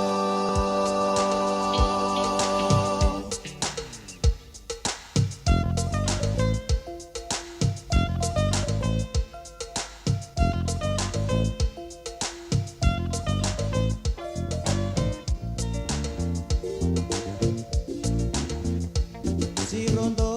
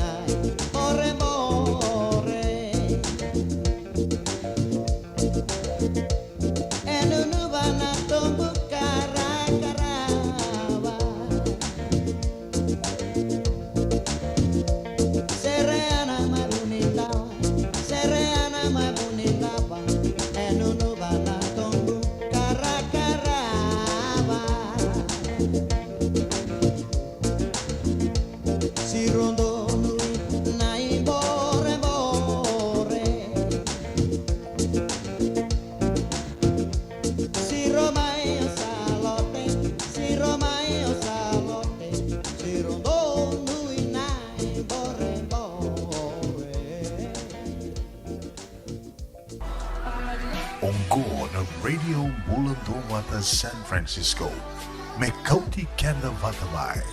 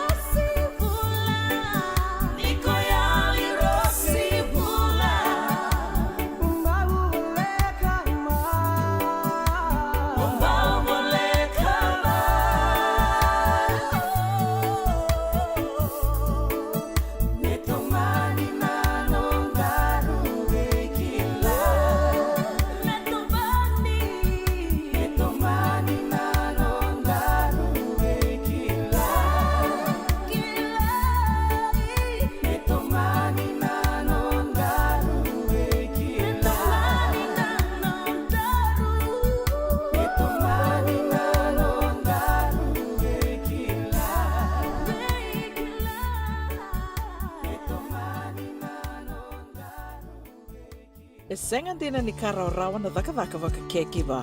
Ia endona kainda wipu ke ka waka mamanta taka tuna bengaravi, o ia ke tuna kenda tō kakana.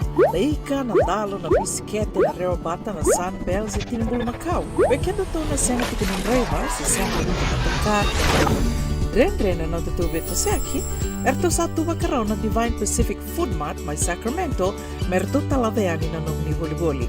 Rawa Sara. We tartarangayani na taliboni diwa ndua ono toluwa diwa ono saivarua merto bakarotaka katalada mai na nungni voliboli ena kena ngona totolo tua. Divine Pacific Food Mart, Viturua Diwawalu Franklin Boulevard, Sacramento, California. Namba di taliboni diwa ndua ono toluwa diwa ono saivarua. Erto ngarama talanga ni kena lewa suburi ani na nomu yaya. Mai na nonderto stoa kena nomu mate ni katumba. Na dhawi kalawa kay Mrs. Titilea na itini. Wei talanota ki kina na ulutanga mimbi ka daun rendre na kena wei talanota ki sewa sei ana matana lewu. Ulutanga ni tosu ki liu. Wei waka ungeti ka dau wei labeti. Rongote na wei akawin ni tu siti ni sibina tini karoa na tini kalimana miniti wei kemandoi viti. Sibina lima na tini kalimana miniti wei kemandoi California ana wei singa moniti. Ana wei tokoni ni JJ's Food Shack, Santa Rosa, California. Rongodi na Radio Bulundong Wata San Francisco, the County Kenda Watamai. Ena muna ngau na lewa ni nondong soso enda sa senga sarangan nikla na dapat menda baka talau taka buka singi lewu taka siapa kaya kapitak ne kakuni lo malenga sa tiukin tunu bunua erau ni buka tingu ikimunyo waya na JJ's Food Shack, Santa Rosa, California. Na wei matangali kaka na jibgina mebaka na karitoa waraisi na lobo palusami na buwaka na kaiwa soso na dalo na toa na kokonta baingani kena ngamure na kaka na buwa malangin mebaka na steak gai wakaya loka tabioka kena coleslaw surua tatni gelago bata na kena pie na mbani kay na manray oya na JJ's Food Shack, Santa Rosa, California. Erau sarangan no direct message virto giringa kina bitu sai bitu tolu dio tolu dondo limono se onga wale sarangan le tomiku mena no mota ena dio maluma Billy Street oya e Santa Rosa, California. Erau talanga ni rutoli dilibata kana ne kemu katalo wasing lebu sa wanga kabi ya mai Santa Rosa Kinavato. JJ's Food Shack, Santa Rosa, California. Nungu chisu nungu banua. Dorongode na vima mani ono kina vitu ena kawani bugululu we kemadawe California. We mani rua ena kawi kina tolu ena singalewu ni lotilewu we kemadawe viti. E warotaka na New Methodist Christian Fellowship USA. Rongode na Radio Bulando Vata San Francisco me County Kenda Vatamai. Hai, kemadawe bakando tunga may viti sa waka matalaw na namando ko bati. Sa lemo na kemadaw tinika na tinimbulu makau na bisikete na rewa bata red cow wupo dasa kusi masarangan na ikatungo gamay tutala na kenurnibono kenambele pai karek da boleh mai we Oi, dosa itu ni kila. Kita boleh ngamai na maoli mat. Tok nganggo i Santa Rosa. mai we Na maoli mat wele. doko na nonda business na ngoli tau kay Amerika doko sa mai do mai volleyball na maoli mat 4525 Montgomery Drive, Suite 2 and 3, Santa Rosa, California.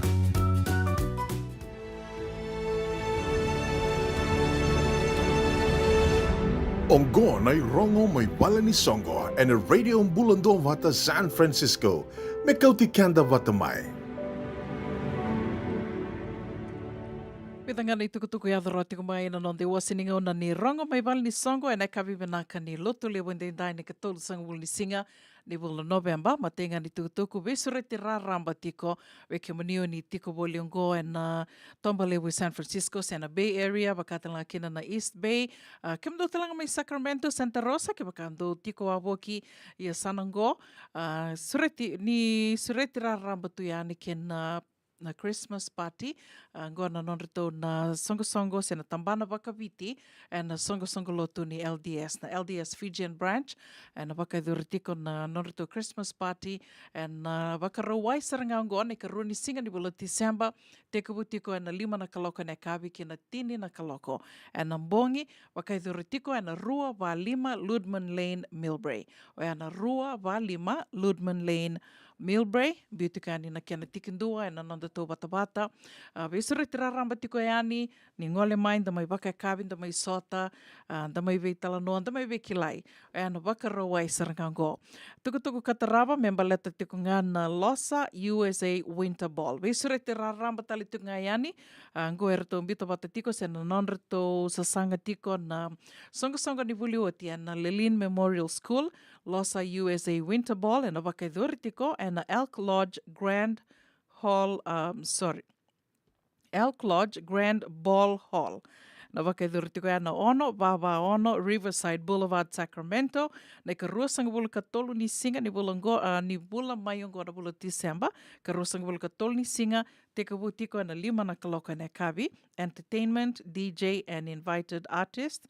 Dress code, formal blue. Tikite e an $200 na namba ni telefoni ka raunio ni vei tartara ni kina na kia ni tukutuku mataila lai o ia na 526 vitu ono 2223 526 vitu ono 2223 se 220 rua wawalu tolu 5 wawa 220 rua wawalu tolu 5 wawa se varua 5 saiva walu 2 vitu saiva rua. Varua 5 saiva walu 2 vitu saiva rua.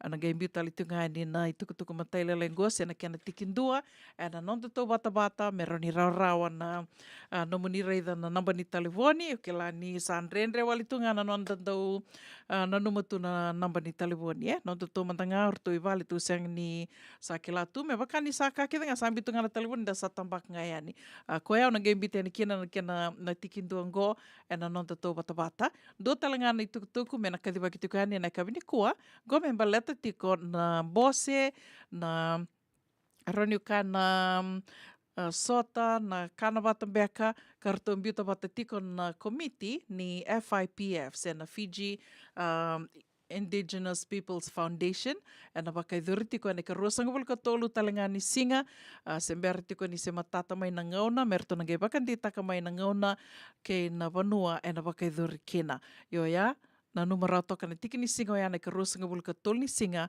ni bulongo na bulo December wakaidhuri tiko na FIPF na Mbose na Kanawata na Sota na Wekilai visuri tiraramba tiko ya na Wikiomni sema tiko ngā mai na kia na tukutuku mataila lai kia na Radio Mbulando Vata San Francisco me kauti kia nda wata mai.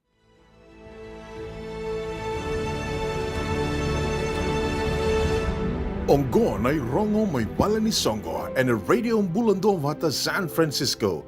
Me kauti kanda vata mai. Yes, andi na yana usutu tiko ni Radio Mbulando Vata me kauti kanda vata tiko mai na kawaito kei. Senga wale ngawe kenda tau na tiko boli ngoi Amerika. Viki mani mai na vese wara taliso. Ngoi ndona wanu e rani nda mai ndua vata tiko kena, nda vei tala noa, nda mai veiwa se taka tiko na ulutanga so ka tarai kenda wakambimbi tiko na kenda na sambiumbi mai, ka nda sambiu wanua mai. Nda sa mai ngarawitawi tu, nda mai toi avutu e na vese wura taliso. Koe ana usutu tiko ni Radio Mbulando Vata San Francisco. Tomani tiko nanda wakaronga sere, and kabi binaka ni lotu le wende indai na sere katarawango, ana via wakambula tiko ni kina, vi kimdo ke de sara na sema tiko mengo, bola binaka maramata Oliviana Ngoro, wakatala kina vi Rosa Ratu, nitaka ni oni satura rawan na email, kawambito ya niya ya, wakambula tali tunga yani vi Mrs. Titilia ni tini, bula binaka na titi, baka nui ni binaka tiko yani vi kimdo, bula binaka adhura seni seru kasari, binaka na sema tiko mai ne kavi ni kua mai waile kutulami, don bula binaka Samutils,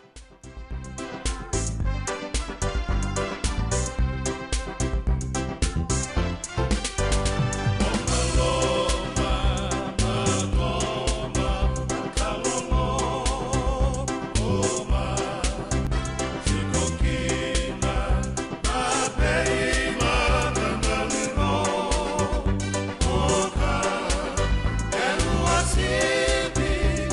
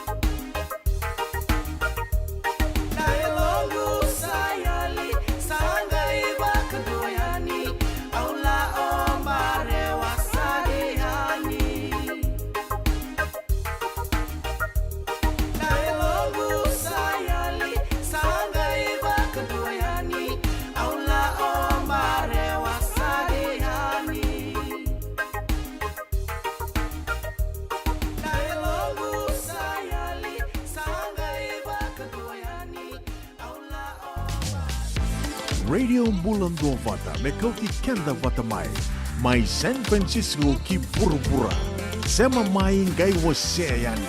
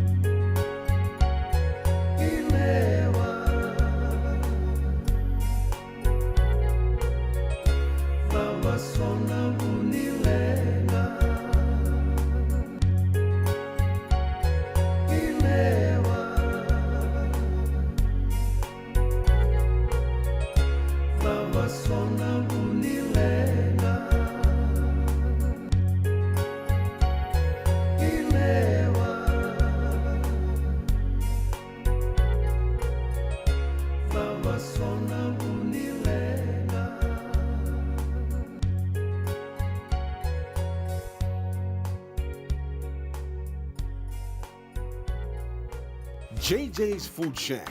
E tiku kedi kina na kakana boka biti me pakana kokonda. Lobo benga ni ngai kani doitu na bundi na ndalo se tapioca. Na kakana boka malangi me pakana steak pakai loka kena coleslaw. Wee! Na kari toa sa wadha badina na keni kana. Kay tiku talangana nono to specials and the lomo ni madawa. Dau tamba and na Facebook. Na doi ni tiwa ya na bani mandrai pai kay na bungatale. Go na JJ's Food Shack. Viu Valley mo Billie Jean Street, Santa Rosa, California. Karo talaga nrito dili mo yang may Santa Rosa, may yato sarani kinavato. Giritirto sana kinavitu sa mabitu tongo dio tolo dundu al limono. JJ's Food Shack, Santa Rosa, California. Dendran beka nang wala ni kibalilo tira buko ni oso pakadadaka. Sen drakin-drakitan beka na itos-tos nimbula, kuha nilenga sinuingaw-gawa. Nana magi-mai kina programo warotaki. Mai vera tau na New Methodist Christian Fellowship USA. Nongu chisu, nongu banua. Rongo na bima manione na kabini buku lulu bei Kemundo e California. Bima manindu na singilewu ni lotu lewu bei Kemundo e biti. And a radio bulando vata San Francisco. Me kauti kanda vata mai. Boleh Nakatini Matthew ni sawa kusikusibe. Isa ni mbulo binaka. O se vivi mandongo kina maoli mat. Ele taka kina endona nito pakataka kana lelai. Yo le uku taka pakatotolo. Ni bernir to yave ani na bulangi. Oi, o dia bakasanga. Erto pakasanga telanga ora to. Sarara saranga. Go enta so mga nakakana. Ese nita so manakena bakanya takina olo. Oi, okay. Nagsaraman da kilatiko. Maulimat, Valley Marulima, Montgomery Drive, Suite 2 and 3, Santa Rosa, California. Vetar tarasarani kinanaba ni telefoni 125 saiba vitu tolu 5 vitu. Ena kena itugutugu matalelai. Na dhawi kalawa kay Mrs. Titilea na itini. Veitala nota kikina na ulutanga mimbi ka daun rendre na kena veitala nota ki sewa sei ana matana lewu. Ulutanga ni tosu kiliu. Veba kongeti kan dau veila beti. Rongode na vea kabin tu siti ni sibna tinikaro na tinikalimana miniti we kemando ibiti. Sibna lima na tinikalimana miniti we kemando California and we Singamoniti. And a vito koni ni JJ's Food Shack, Santa Rosa, California. Rongode na Radio Bulundong Wata San Francisco me kauti kenda Watamai. Doyan Robina ka naman raman na ita. Do samba di ba kusa-kusa iwe? Yandra na ita. Kita sili katalaw manday na Orange Lounge. Maleka. Gurasan ba di kata-kata pinakasar tu nga toboy simbang bakaw. Ngay way dala tu kinambata. Koe serengan gori. Sono ngona santa pinakat serengan na kenta kakana. Di na to zoko. Kaya kita sana berata ini bagai singelebu. Kita sana gali bagai kabi ngaya ni kena. Na Orange Lounge. Katalau bagai singelebu se bagai kabi. Baru tegi tu bagai manggo sanggai to toka na buno ni kana. Mai na menda tu identity. Kena bagai singelebu se bagai kabi me bakana bagai sekera. Na sui. Ika tamu teke roro bagai lolo kena vida tale. Gira ramo kila na menu ni singoya. Na Orange Lounge. Tolo-tolong 2 Orange Street, Santa Rosa. En dua tala na tamang ni Divine Group of Companies. Dola mena wala kaloka na mataka, kina wala kaloka anambongi moniti kina singatambo. Na Orange Lounge. Tolo-tolong 2 Orange Street, Santa Rosa.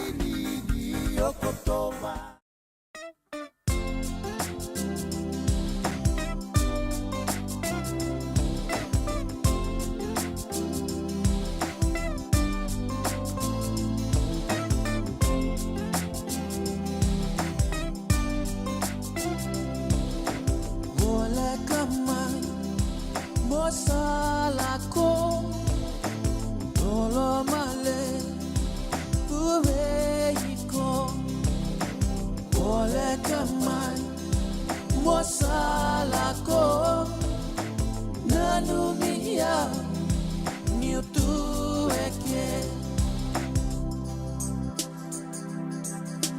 Ngau nasa sivi Rui maleka Maroroya kamarengeta tawa nguileda nauna koya isalelewa mabana numa pole kama mosalako lolo male vuveiko pole kama mosalako nanumia niutueke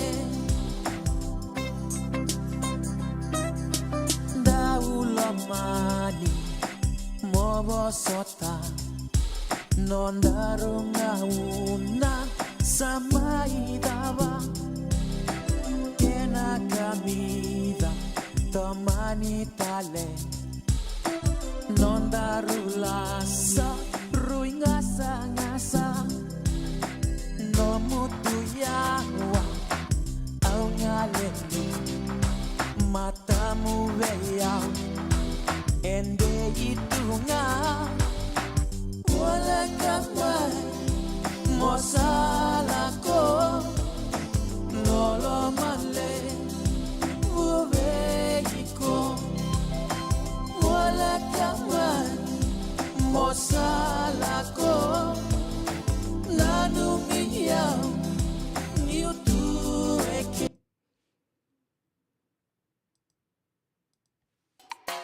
Ele tavi ser telga o yamba bertona i lau na kambani sama i dawa tikina no te wasini ngona vata na kabe ni lotu lewe ndendai katolu sanga muli singa ni vula November waka nui ni vena katiko yani waka mode talitiko yani ndananga me verongo din domo talitiko and i wasini ngona vata ngao yani kabe ni mataka mai na tolu ki na vitu na kaloko le taka ni na maru itiko na mbula na kabe ni kua sipenga na vanoni na laki rongo tiko kena na nonda programo ene kavini kua no muni tokani go una buninda kua me adava nga una tana kai rongo din domo talitiko kena ni te waka de tak manda Niko sama ngoletan isa nongu senikau